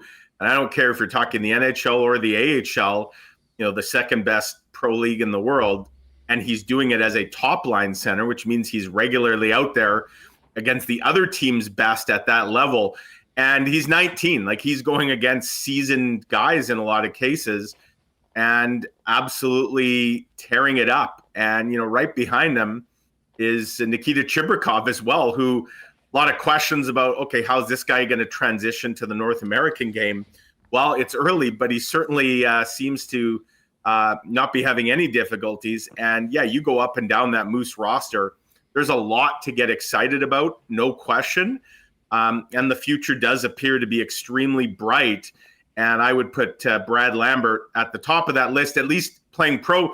That's not even touching on a guy like Rucker McGroarty, who, oh, by the way, is leading the NCAA in scoring right now. The Jets have Colby Barlow's tearing up the OHL again. Thomas Milic just recorded his first pro shutout in the ECHL. Like, there's a lot to be excited about in terms of what's in the pipeline with the Winnipeg Jets. And as you pointed out, Mark Chipman certainly noted that in his chats last week. Well, and, you add in McGroarty and you add in Barlow, and Elias Salmonson, who looks so good so far. I mean, like, just stepping away from the minutia of the upcoming road trip and where the team is at right now. I mean, doing a big picture conversation about the Winnipeg Jets and what this team looks like on the ice in, say, 2 years from right now. I mean, there's a ton of possibilities, and certainly the fact that they have so many of those top young prospects that are coming into their own, it does get people talking about what Kevin Cheveldayoff may or may not be willing to part with if they tried to make a move to maybe shore up the blue line, which I think we'd all agree is the one area where the Winnipeg Jets could really help to, it would help them to strengthen up. Well, and we haven't even touched upon another reason, and he's still a very young player and very likely a huge part of the future in Ville Heinola, who, was really the story out of training camp. And if not for that horribly timed injury, I suspect we might be talking about how great Ville has looked in the first 9 games with the Jets, because I suspect that he would be playing a lot. And, the hope, of course, is that once he recovers from his injury, that he can quickly get back up to speed and make his presence felt in this lineup. So you're right. The Jets have, they have a very deep roster right now at the NHL level, but it's not like the cupboards are bare on the farm. In fact, they're potentially overflowing here once a few of these prospects get a little more seasoning. And the other thing is the Jets can afford in some cases to maybe let some of the fruit ripen on the vine a little longer than, they don't have to rush guys. So you're talking about a Brad Lambert, they don't have to rush him into the NHL right now just because he's playing really well at the AHL level, because they have some depth up front. And well, it may be frustrating a little bit for the player and maybe fans who want to, they want everything to happen quickly and kind of in the here and now. I think history shows that sometimes letting good prospects marinate a little longer ultimately actually benefits those prospects and the organization in the end. Well, and listen, while you bring up Ville, and we all know the really unfortunate injury that kept him out of the lineup and, will be for the foreseeable future, probably into around Christmas. I do wonder about Declan Chisholm right now. He's not gotten into a game yet. I mean, the one time Nate Schmidt got sent to the press box, Logan Stanley came in, and that was quickly reversed. And Schmidt, to his credit, has played better since being back in the lineup. When do we see Declan Chisholm? What's it going to take for him to get in the lineup? And I guess part of that, Mike, is if he's in this situation for the next couple months, what happens when Ville returns? Because certainly I think he'll get back to the point where they're looking to get him in the lineup, probably ahead of Declan. For sure. And, we were just, Kenny Weeb and I were talking last night about that very thing. And I wondered, at some point, are we going to see, and I haven't looked into the exact details under the CBA of how it works, if I believe the player might have to agree to it. Oh, the old but I do wonder if stint. Right. And because I don't know that it's doing Declan Chisholm a whole lot of good to just be sitting. And sure, you're getting the value of practice and, a lot of extra skating because he's out there every morning skating with the healthy scratches. So he's getting a lot of, his conditioning wouldn't necessarily be an issue. Although it's one thing, players talk about this all the time. There's kind of practice conditioning and then there's game conditioning. And he's just not playing any games anywhere right now. And so for a young guy who, of course, took such a huge step last year, what you don't want to happen, Huss, is to basically have a lost season. Now, nobody would ever wish for injury. But, you look at the Jets and what they have with the 8 defensemen. The fact that Logan Stanley was the first guy, when they made that 1-game switch, that kind of told you right there that Declan Chisholm might be the 8th guy right now, aka the second man up, not the first man up. So barring, a couple of unfortunate injuries on the blue line, and sure, those happen in the course of a year, but I don't know that you want to just sit a player indefinitely, a young player that is. And that's why a guy like Kyle Capobianco was so good in that role last year. A little more mileage under his belt. You're not worried about the development curve or anything like that with a Capobianco the way you maybe are with a Declan Chisholm. The Jets ultimately chose to waive Capobianco and keep Chisholm, likely because of a waiver claim fear. And look at what's happened. Kyle Capobianco is lighting it up with the Moose. And, rather than sit in the press box, now Declan Chisholm is kind of in the Capobianco role. And Capobianco is in last year's Declan Chisholm role. A bit of a Freaky Friday reversal there. Yeah, well, I'm sure Declan's liking the paycheck, but Sure. he is probably getting a little bit antsy to get back into the lineup, and we'll see whether that does happen at some point soon. On the bird tomorrow, out to Vegas, reporting throughout the trip. Fill people in on what's coming up in the free press on your travels. Yeah, I have a story coming tomorrow. I'm really looking forward to sharing. I had a great one-on-one with Vlad Nemestikov, and the story is going to be a little different. It's not just a hockey story. He's a really interesting guy. A couple fun facts that people might not know. His uncle is Slava Kozlov. Vlad Nemestikov grew up watching the Russian Five in Detroit. Still got a great friendship with Nikita Kucherov. They still play video games online on the regular against each other. And Vlad Nemestikov told me a great story, actually, about starting off his hockey career as a little kid. He did not want to play hockey. His mom made him. He said he hated early mornings, never wanted to get up to go to early morning practices. Thank goodness his mom forced him to do it because things have turned out pretty well. So that's sort of a fun profile coming tomorrow on Vlad Nemestikov. Also, of course, we'll get that update on the scene in Vegas on Gabe Vilardi, whether he's just there for some fun in the sun or if there's some work, in coming up on his trip as well. Maybe some skating. So we'll see how his rehab's going, and of course, 3 big games, including the Jets trying to exercise some demons against those pesky Golden Knights, and then a couple of big divisional battles. Arizona looked great. I know they were playing Chicago, but they just annihilated the Blackhawks last night. One thing about the Coyotes, they play well in their own barn. So Huss, this will officially wrap up my NHL Arena bingo card, because Mullet is the one building that I have yet to experience. And so I will cross that off my list on Saturday afternoon. Oh, man, it's going to be an interesting one. Yeah, that's a 3:00 Winnipeg time game, Yes. 1 p.m. out in Arizona. So make note there for your weekend scheduling. Mike, just really quickly on the way out, I know it's a private matter, but a lot of people wondering if we've got any good news to report on Judy Bonus. What's up with Rick, and is there any indication as to when he may rejoin the club? Yeah, I think, it sounds like there is certainly some encouraging news. The fact that she is home from hospital, that's obviously a good development. I think given the circumstances, if you're the Bonus family, you probably don't want to be too far. And so this road trip, for example, given where it is, that sort of thing. The Jets are home for 5 straight games after this road trip. They get a nice kind of 2-week buffer. It's been a weird schedule, Huss. They've had 2 straight 1-game homestands. So, barely enough time to kind of drop off the laundry and repack the suitcase. But they will get a couple weeks now when this trip ends mid next week. So I do wonder if maybe that's the targeted return for Rick Bonus. Time will tell, obviously, and continuing to wish the best and to keep Judy Bonus and Rick and the whole family in our thoughts, indeed. Mike, travel safe and enjoy the heat. Take it easy, and thanks for doing this great segment.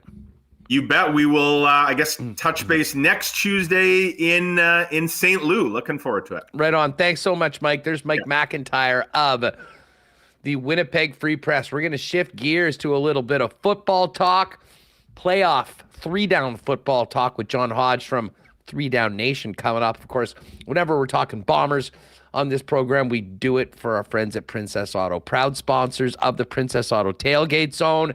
Can tell you, I was picking up some tickets for the West Final with some friends yesterday.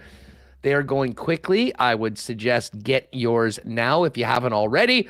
And if you're going to the game, make sure to get there early and enjoy the Princess Auto Tailgate Zone outside the stadium 2 hours before kickoff on November 11th. Princess Auto, proud sponsors of Winnipeg Sports Talk and your Blue Bombers, a place where you'll find the best deals on the most unique assortment of tools and equipment around. Everything you need to complete the projects on your list or start something new is at Princess Auto. Visit them on Panet Road or Portage Avenue West, and you can always shop online 24/7, 365 at princessauto.com.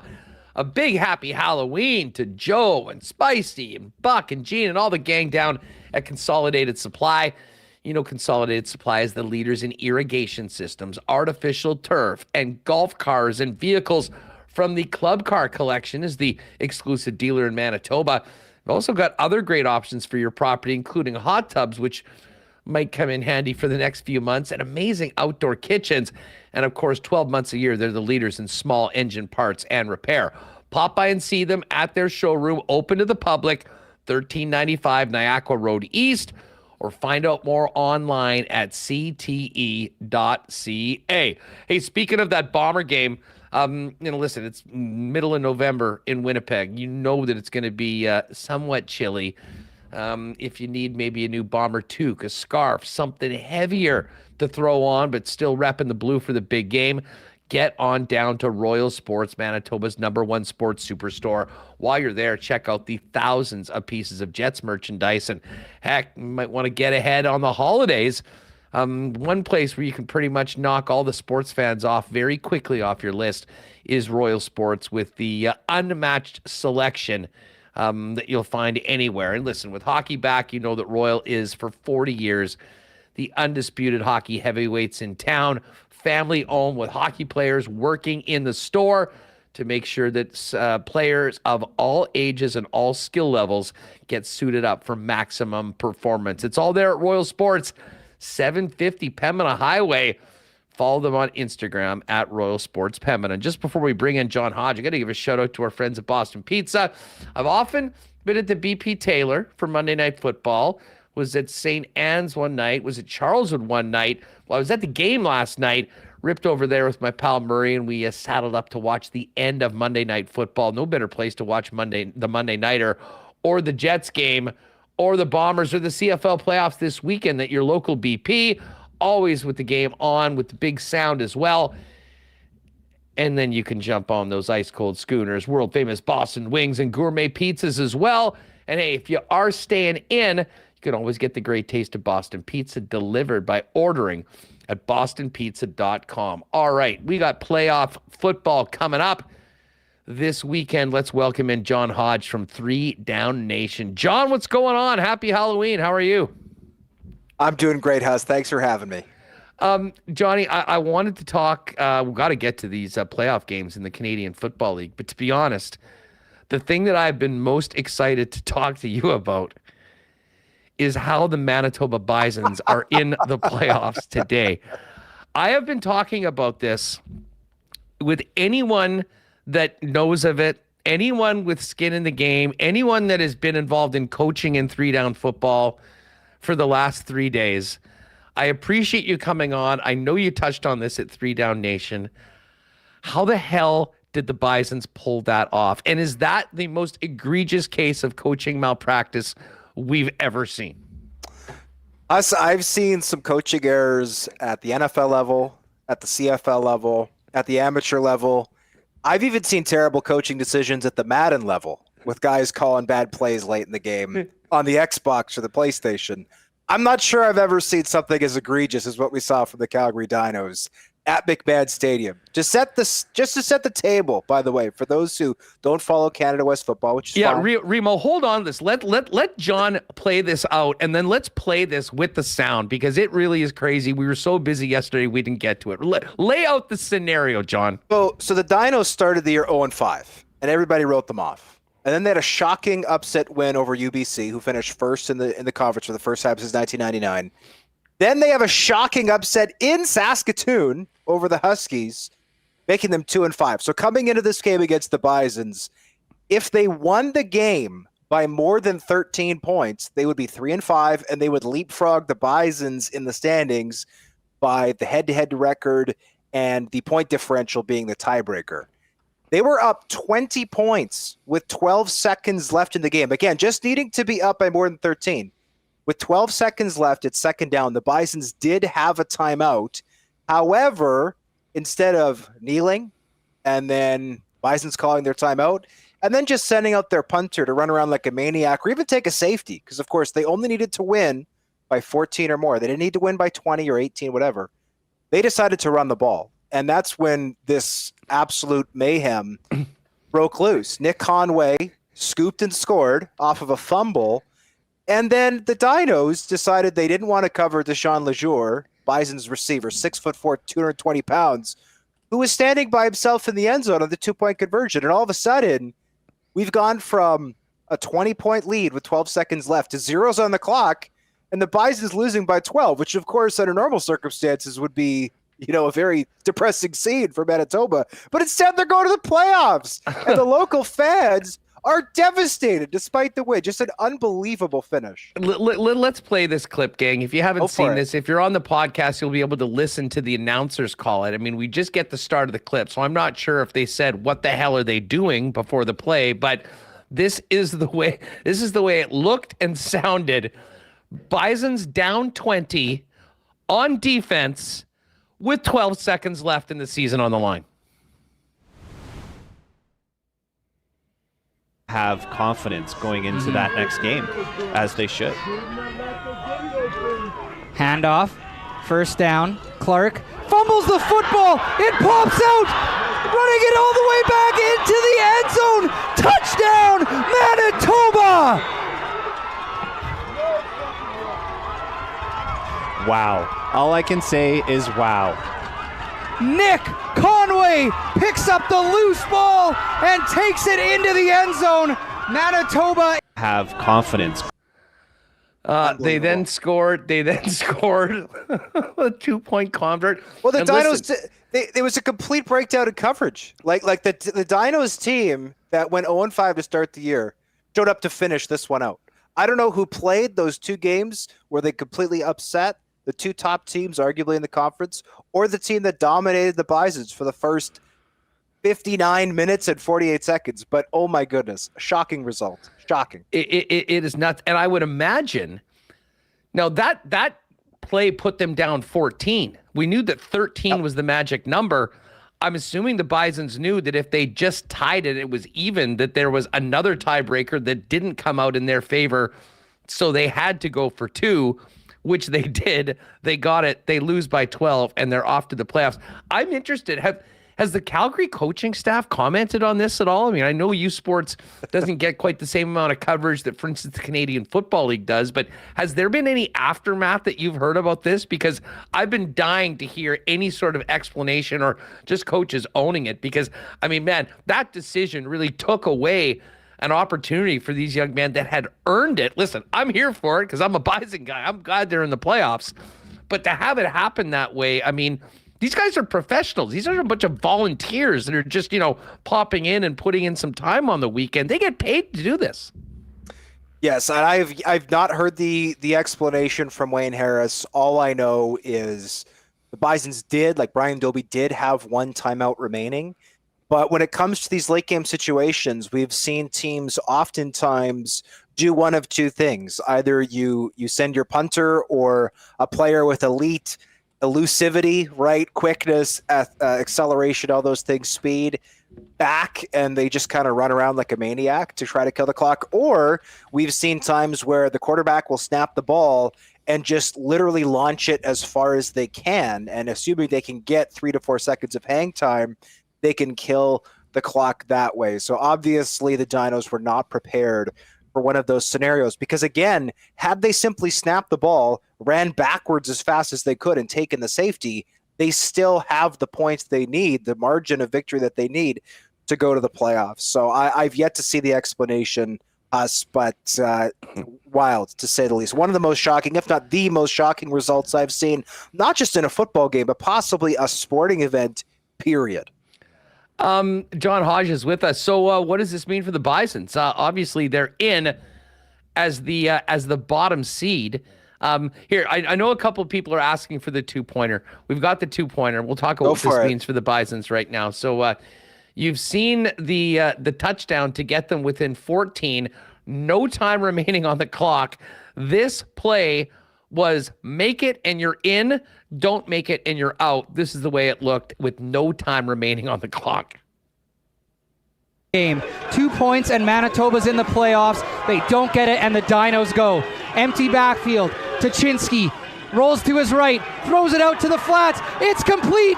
It's in. Manitoba is into the playoffs with a 2-point convert, and that will do it for the Dino season. Unbelievable change of events. Unbelievable. The absolute last thing that you could ever imagine or want to happen, and it does. Hats off to Manitoba. They took advantage. They made a play. So there you have it. There's the 2-pointer. I've never seen a team so fired up after losing by 12, but that was the strange scenario that we had. So fill us in on what this means for the Bisons. Now, obviously, heading on the road is a big underdog. Yes, they're going to be in very tough against the UBC Thunderbirds. The Thunderbirds, again, finished first in Canada West for the first time since 1999. They've got two certainly CFL, if not NFL caliber offensive linemen. Giovanni Manu and Theo Benedet are two absolute monsters, and Isaiah Knight has had a ton of opportunity to run behind them this year, and Garrett Rooker's had a lot of success throwing the football behind them. They got a tough defense, and they just went into Alberta at Footfield at Edmonton and beat the Golden Bears 23-10 to secure first place in Can West. If this game was at IG Field, I think the Bisons could hang pretty well. Unfortunately for Manitoba, when they went out to Vancouver earlier this year out in BC, they lost, I believe it was 56-10. So the Bisons are going to be heavy underdogs in this one. You never write them off because this is Canadian football after all, and anything can happen. But this is not an evenly matched set of teams, at least right now. The Bisons certainly facing an uphill battle. Mind you, I should say, Jackson Tuchinski, the Bisons starting quarterback, did not play due to injury in that contest. He alone, I'm sure, will make it a much closer contest with the dual threat ability that he has. But still, even with Tuchinski, Bison's in tough. Yeah, Tuchinski, unbelievable dual sport athlete, moonlighting with Kirby Sheff's Hoops team as well, and Ed Tate's son over for Kirby on the Bison men's basketball team. I'll say this just to finish up before we get to the Canadian Football League. Yeah, they got waxed there earlier. Yeah, they're up against it. Yeah, they're going to be big underdogs. But a win in BC is still far more likely than pulling off what the hell happened that we just watched on Saturday. So folks, You're not wrong. That's why they play the games. Let's move on to the Canadian Football League. Bombers finishing it up with another win led by Drew Brown. Many of the starters off. And the Calgary Stampeders move on to BC. If you told me that these two teams were playing 3 weeks ago, I would have said, don't even book off the time to watch it. We're going to see BC here. Calgary went in and put one on them with the starters playing a couple weeks ago. How dangerous do you think the Stamps are? Or is that just an overreaction to one sort of bad week for BC? And we'll be seeing the BC Lions here playing the Bombers on the 11th. Well, here's the thing, Huss. The BC Lions have a small defensive front. The Calgary Stampeders have two tackles on offense who have really struggled in pass protection this year. But the interior of that O-line is really good at running the ball, and they've got a great group of running backs. And I don't know why it took 17 weeks for a Hall of Fame coach like Dave Dickinson to figure this out. But suddenly, when he went to Vancouver for that meeting to which you're referring, he decided, hey, what would happen if we just ran the damn ball?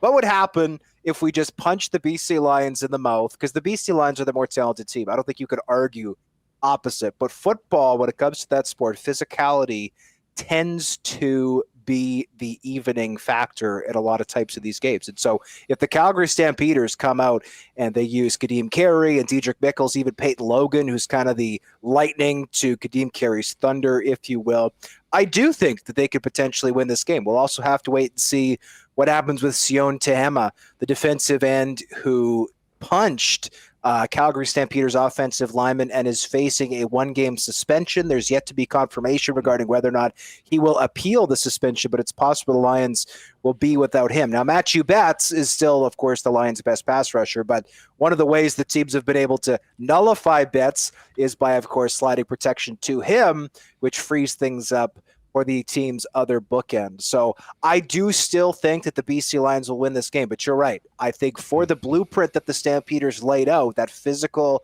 run-first style that they employed for that game does provide kind of a roadmap for that team to go into Vancouver and have some success. We'll get to the Coolbet lines later, but BC's opened to 6.5-point favorites at home against the Stamps. Over-under for the game is at 50.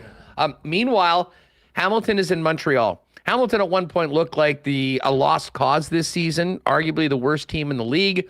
They've certainly have turned it around and played better in the second half of the season. They're 3.5-point underdogs. And strangely, these teams just played last weekend in a bit of a warm-up, John. How do you handicap this one in the East? Well, a wild stat that ended up happening this season is that the Montreal Alouettes in 7 games against BC, Winnipeg, and Toronto went winless, 0-7.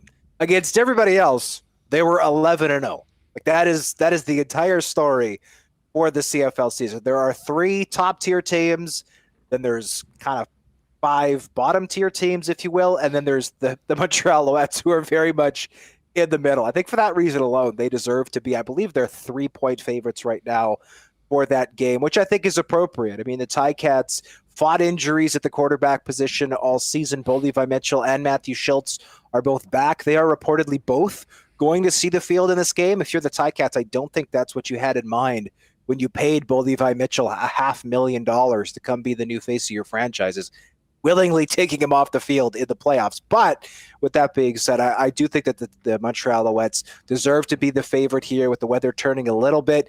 You'd like to think that very good offensive line they have will help open things up for William Stanback in the run game. And Cody Fajardo is not being asked to do a whole heck of a lot of that offense. It's a lot of ball control. It's a lot of intermediate short routes. But he hasn't made a lot of mistakes this year, and that's a big part of the reason why that club was able to beat so many lower-ranking opponents. To me, the concern will be, can this team get enough explosion plays to beat the top teams? Because this is a team that got absolutely killed in Toronto this year. They got crushed in Winnipeg when they came to IG Field, and they have not had any success against the top-ranked teams. But against Hamilton, I think they can get it done. John, bringing it back home to Winnipeg, as the Bombers enjoy a few days off before starting to prep for that West Final. A player move today. Markeith Amble's added to the practice roster. What's your read on this? Might we see him actually play at some point in the playoffs? And is this a bad sign for people hoping that Dalton Schoen will be available at some point in the postseason?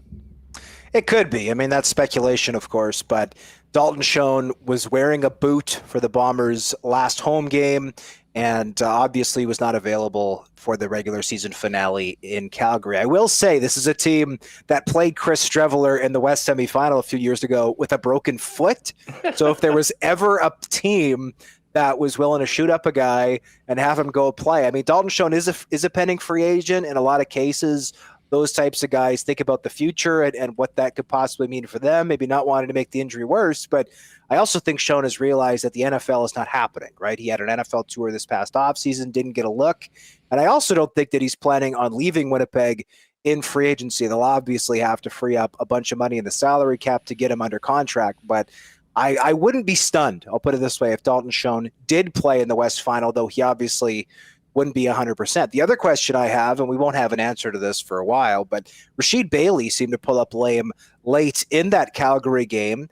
The TSN cameras caught it.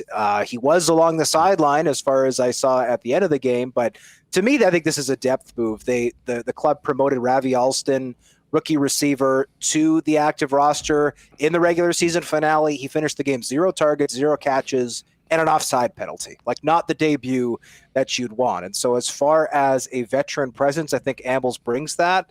He had almost 800 yards receiving with the Toronto Argonauts last year.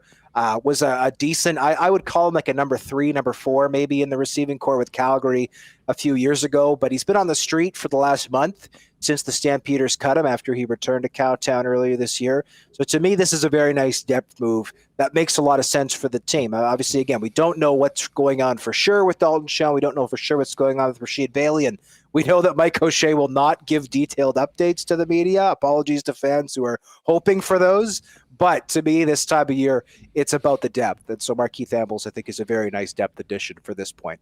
Hey, just finishing off the look ahead to the West and East semi, which of the two teams, which team on the West and which team on the East do you think is the biggest threat to the Bombers and Argos, respectively? If I was the Winnipeg Blue Bombers, I mean, I think I'd certainly rather see the Calgary Stampeders. I mean, Jake Mayer is just, I don't think, capable of making the big plays. That receiving core outside of Reggie Begelton has really struggled this year. And as much as Calgary's defense has done some good work, previously against the Winnipeg Blue Bombers. That team has just not looked totally in it this year. So I think certainly BC would be the bigger threat. Though I do also say when it comes to cold weather, I do think that the Calgary Stampeders are more built for the cold as more of a run-first team as opposed to BC, arguably the worst running team in the league. But depends on the conditions. If the conditions are okay in the West Final, BC is certainly the bigger threat. If it's a really ugly weather game, you could certainly make the argument it's Calgary. On the flip side, if I'm the Toronto Argonauts, I'll be perfectly honest. I'm not scared of either of these teams. You're 16-2. You've got an unbelievable season that you've had. I was at the Toronto Argonauts' only close game against the Alouettes this year in Montreal, and the Toronto Argonauts looked like a lion playing with its food for 3.5 quarters before just smacking them in the mouth. So if I had to pick a team, I would say Montreal. But honestly, I don't think that either team in the East can realistically, again, there's a reason they play the games, anything can happen. But I think the odds of us seeing Toronto in the Grey Cup are certainly no less than 95%. John, great stuff as always. Pleasure having you on. Fill people in on what you and the fellas have cooking at 3 down heading into the first weekend of CFL playoffs and, of course, U Sports playoffs as well. Well, we've got all the U Sports matchups listed. We've got the Grey Cup odds. We've got all kinds of updated odds for the betting folks. And then also, I just wrote a column about CFL-wide attendance being up 3%. And Dunkster on Thursday and Friday will have some more news about CFL television ratings, not just for Week 21, but the season as a whole. You'll have to click on the article to read about it. But I do think that it's very positive news for CFL fans who are interested in that. So stay tuned. Hey, keep up the great work. Say hi to Dunk. Thanks for doing this. Thanks, Huss. Anytime. There is John Hodge. Give him a follow at John D. Hodge on X. And, of course, check out his work over at 3 Down Nation. Must visit for fans of the 3 down game. It is also, today is the NFL trade deadline, and I have been occasionally throughout the show refreshing repeatedly the trade tracker to see whether the Chiefs have been able to acquire a receiver. Unfortunately, that has not happened yet. There's still 10 minutes or so until the deadline. Quick rundown of deals so far today. The Packers have traded cornerback Rasul Douglas and a 5th-round pick to the Bills for a 3rd-round pick. The Lions, coming off that big win last night against the Raiders, have acquired DPJ, Donovan Peoples-Jones, from the Cleveland Browns for a 6th-rounder in 2025. And the Commanders have traded their 2 big guys from their defensive line. First off, Chase Young, former, I believe, 3rd overall pick in the draft, is on his way to San Francisco for a 2024 3rd-round pick. Earlier in the day, this is a strange one. The Bears traded for Montez Sweat, a 2nd-round pick in 2024 going the other way. Here's the weird thing. Sweat's in the last year of his contract. So the Commanders are opting for a draft pick now rather than a compensatory selection they might receive if Sweat signed elsewhere as a free agent. The Bears must be planning on re-signing him for what will be a big ticket if they're trading a 2nd-rounder to get him, even in what looks like a lost season. Doesn't look like the Vikings are moving Danielle Hunter, and that's a good thing because they did get some help at quarterback. Josh Dobbs, who'd been starting for the majority of the season with the Cardinals, is on his way to Minnesota for a 6th-round pick, and he comes along with a 7th-rounder. Of course, Kirk Cousins out for the year with the torn Achilles. Vikes did make one other move. They traded guard Ezra Cleveland to the Jags for a 2024 6th-round pick. We'll probably be on after 3 o'clock, so we'll let you know if anything else breaks over the course of the last few minutes of the program. Hey, got to give a shout out to our friends at Little Brown Jug. Man, it is great having those craft beer corners open now at the arena. Got a chance to enjoy a couple of my personal favorite, the Little Brown Jug generic lager there, but we saw plenty of 1919s in the crowd as well. When you're at the rink, Down North End, the old Moxies. Make sure to get down there. They've done an amazing job opening up more space. Great place to meet friends at intermission. And, of course, get some of Manitoba's favorite local beer, Little Brown Jug, as well. And don't forget, November 11th, out at the IG Field, 1919 is available. They're now an official partner of both the Jets and the Bombers. You can find the 1919s at the Poutineery locations and the hometown concession stands on both levels and both sides of the stadium. Best spot, though, to get your Little Brown Jug is down at the Brewery and Tap Room on William Avenue. Try them all, sit down for a couple pints, grab takeout, as well as a great selection of merchandise. And you can also check them out online, littlebrownjug.ca, with local delivery options as well. Hey, I got a great note from our pal Nick. And, of course, we know Nick and Nikki DQ has been with us since day one with 3 locations in Winnipeg, the DQ on St. Nan's, DQ Northgate, and the DQ in Niverville. But they've also got the new Pita Pit out in Niverville, which is doing absolute gangbusters. Pita Pit, healthy, fresh, delicious, fast. It's also a great catering option, and Nick and Nikki can help you out with that. Catering, school lunches, holiday parties, birthday parties. They can deliver anywhere in the city or surrounding area. You can place an order for details or hit them up on email at niverville@pitapitmb.com or Instagram and on X at Pita Pit Niverville. Shout out to Nick and Nikki. And I know, Remis, you're a big Pita Pit guy. That is a great little addition to the Nick and Nikki family. Big Pita Pit guy. I go and I pick pretty much like every topping there, or every, what do they call it? Ingredient? You go hard? I go hard there. Yo, put it the onions, mushrooms, green peppers on the grill. What else? Got pickles. I mean, they got so many sauces. Might have to go get one right now, Huss. Yeah, I'm sort of getting hungry just having this I'm getting hungry. conversation. I go with the grilled chicken, but they got a ton of options, Huss. Cheese. Oh man, hot sauce. I could go on and on. It would take a long time for us to go through a big. You know what? You were always the big honey mustard guy. Yeah, they got a good one there too. Back at the quiz, they have a great one at Pita Pit. So yeah, Pita Pit Niverville open right now at Pita Pit Niverville on the social channels. Hit them up for catering options, especially as we're getting into the holidays. All right, before we're done, let's hit these Coolbet lines. I mentioned talking with John Hodge. Lines are out for the Canadian Football League. 2:00 on Saturday, we get going with the Ticats and the Montreal Alouettes. The Alouettes are 3.5-point favorites. And then at 5:30 from BC Place in Vancouver, it's the Calgary Stampeders in BC. The Stamps 6.5-point underdogs. Total in the Hamilton-Montreal game, 48.5. And the total in Calgary, BC is 50.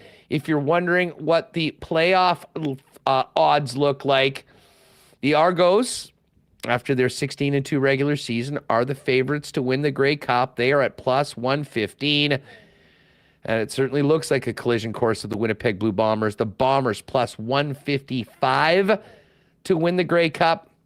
BC next up at plus 650. Montreal plus 1250, Hamilton plus 1600, and the Calgary Stampeders are plus 2,000. Hard to believe, Rima. Plan is for us to get out to out east, 2 weeks today, to hopefully see the Bombers try and get that cup and get it on the plane and bring it back to Winnipeg. They better win. They better be there because we're going to be there. And I haven't been to a road Grey Cup. I've been to the Grey Cup here, and I'm still cold from it watching Mike Riley and Edmonton win. But I think it'll be awesome, and again, hoping for feeling good about whoever they're playing. And we think it's going to be BC, but stranger things have happened. They call it the Crazy Football League, and what is it? I haven't even paid attention to when the semifinal. I only care about the West final. It's on Saturday, right? Yeah. Both games are. Both games Love are it. on Saturday. Love the Saturday. They've moved. Yeah. Great Listen, move. I get it. Grey Cup Sunday. Grey Cup is tradition. But moving these other games to Saturday, a big win. I think it'll be a big win. I think for the television numbers. I think it works well for getting more fans in. There's a lot of people that, kind of NFL dominates their Sundays, but you get a big event like a playoff football game, hopefully get some more asses in seats in BC and in Montreal this weekend. And then that Saturday, that entire weekend is going to be phenomenal. We got the Jet game at 2 p.m., Bomber game at 5:30 p.m., and then a day to watch a little NFL, relax, lick wounds, and hopefully plan for a trip out to see the Bombers in the Grey Cup. Light night in the NHL tonight with it being Halloween, but we do have 2 games. The Predators are in Vancouver to take on the Canucks.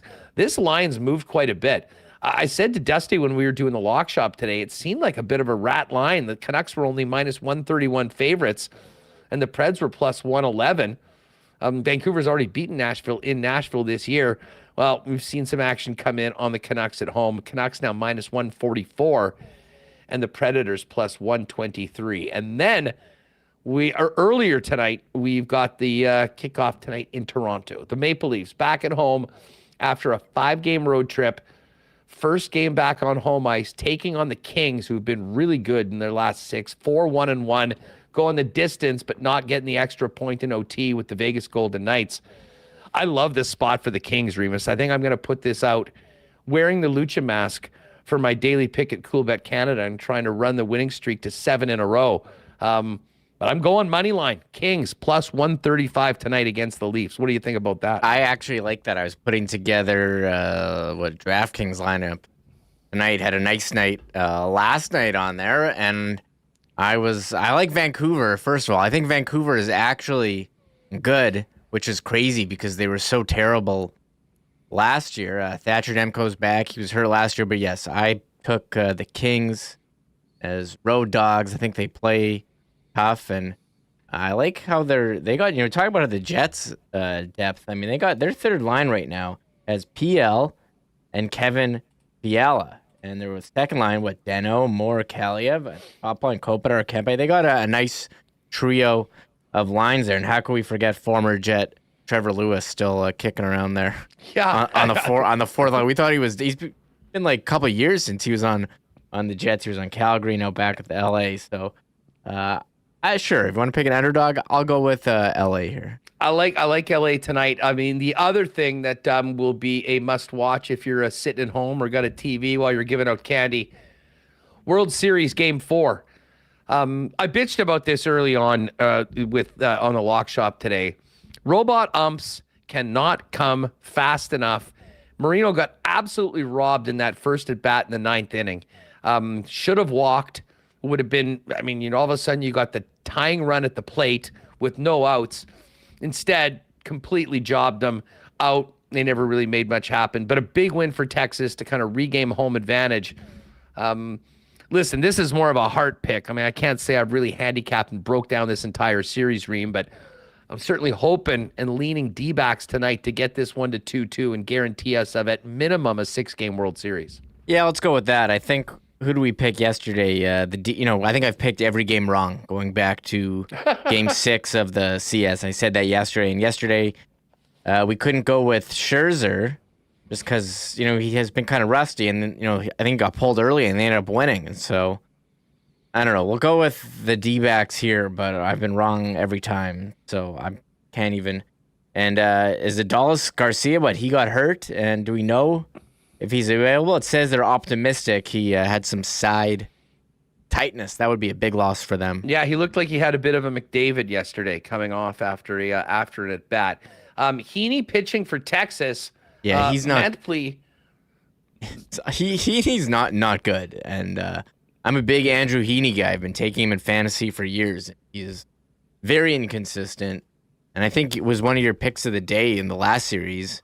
You picked Houston to beat them, and he definitely lost. So I would definitely go with Arizona if he needs pitching. And there's no pitching props for Zona because they're starting a reliever tonight. Joe Mantpley is getting the start. He's 2-0 in the playoffs, and he's got a 4.26 ERA. He's not probably expected to go deep, so they'll be working the bullpen and trying to get to Heaney early right now. D-backs, again, slight favorites, minus 111 at home. The Rangers -102 tonight.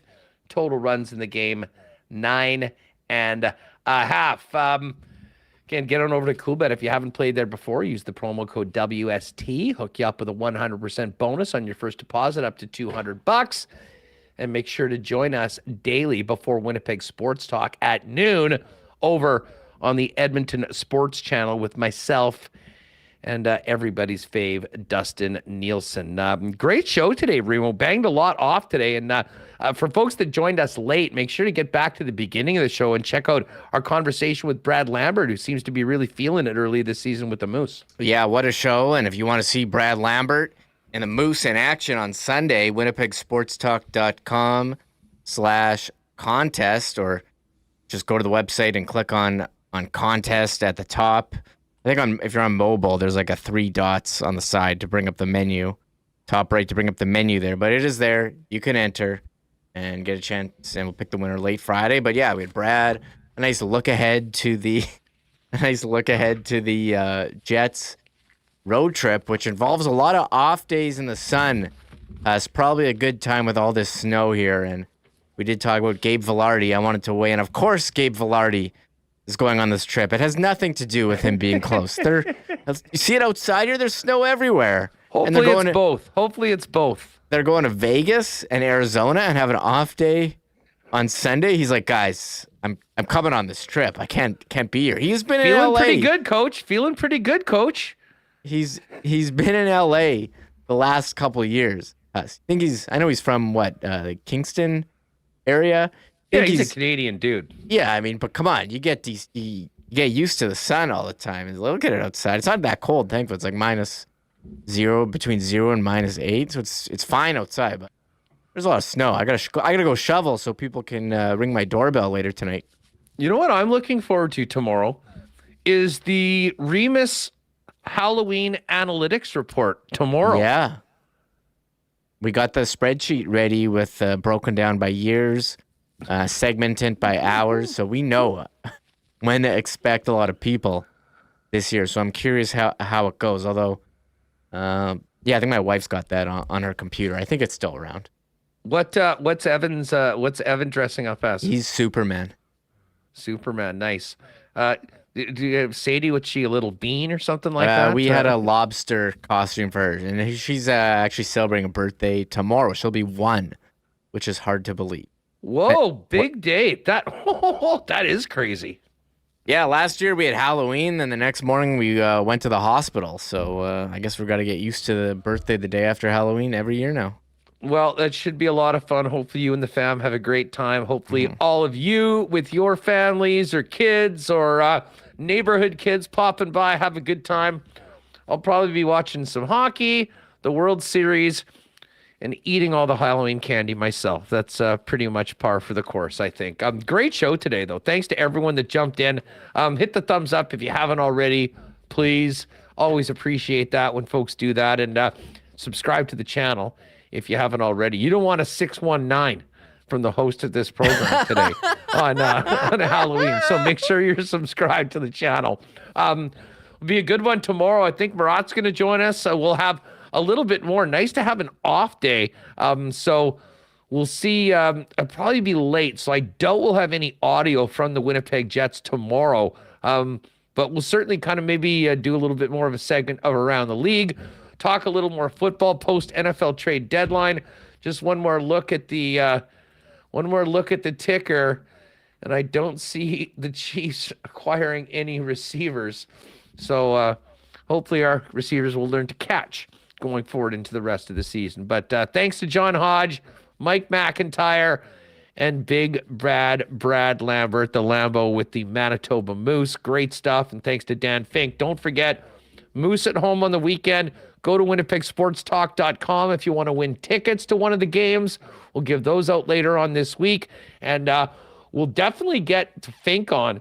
It's been a great start for the Moose. We'll talk to him on Thursday or Friday, setting up the games on the weekend. And Thursday night, we got that late one for the Jets and Vegas Golden Knights before that matinee, 3 p.m. Winnipeg time on Saturday as the team hits the desert. Oh, yeah. Big late one. And one more thing before we go. Big shout out to Norm Grodecki gave us a super chat. He says, great running into you at the game last night and chatting for a bit. Keep up the great work. Norm from Saskatoon. Oh, Norm, right on. Yeah, Norm was with a bunch of buddies from, they were all in some Ranger gear. And I happened to pop by and see him when was around the craft beer corner of all places. And shout out to the other listener that got me a generic last night. It's always nice to reap the benefits of doing WST in the form of a delicious ice cold little brown jug. Really appreciate that.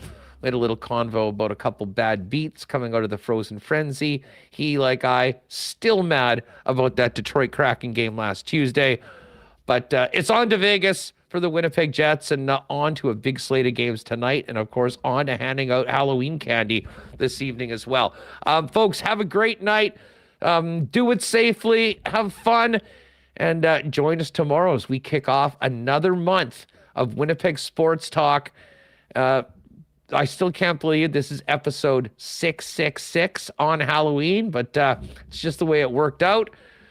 Very spooky indeed. But anyways, you have yourself a great night. Thanks to everybody in chat, all the sponsors that make this show happen each and every day, everyone participating in chat, and of course, all of the wonderful guests that make this show happen as well. Have a good one, gang. We'll see you tomorrow, 1 p.m. to kick off November on Winnipeg Sports Talk. Oh my God! Oh!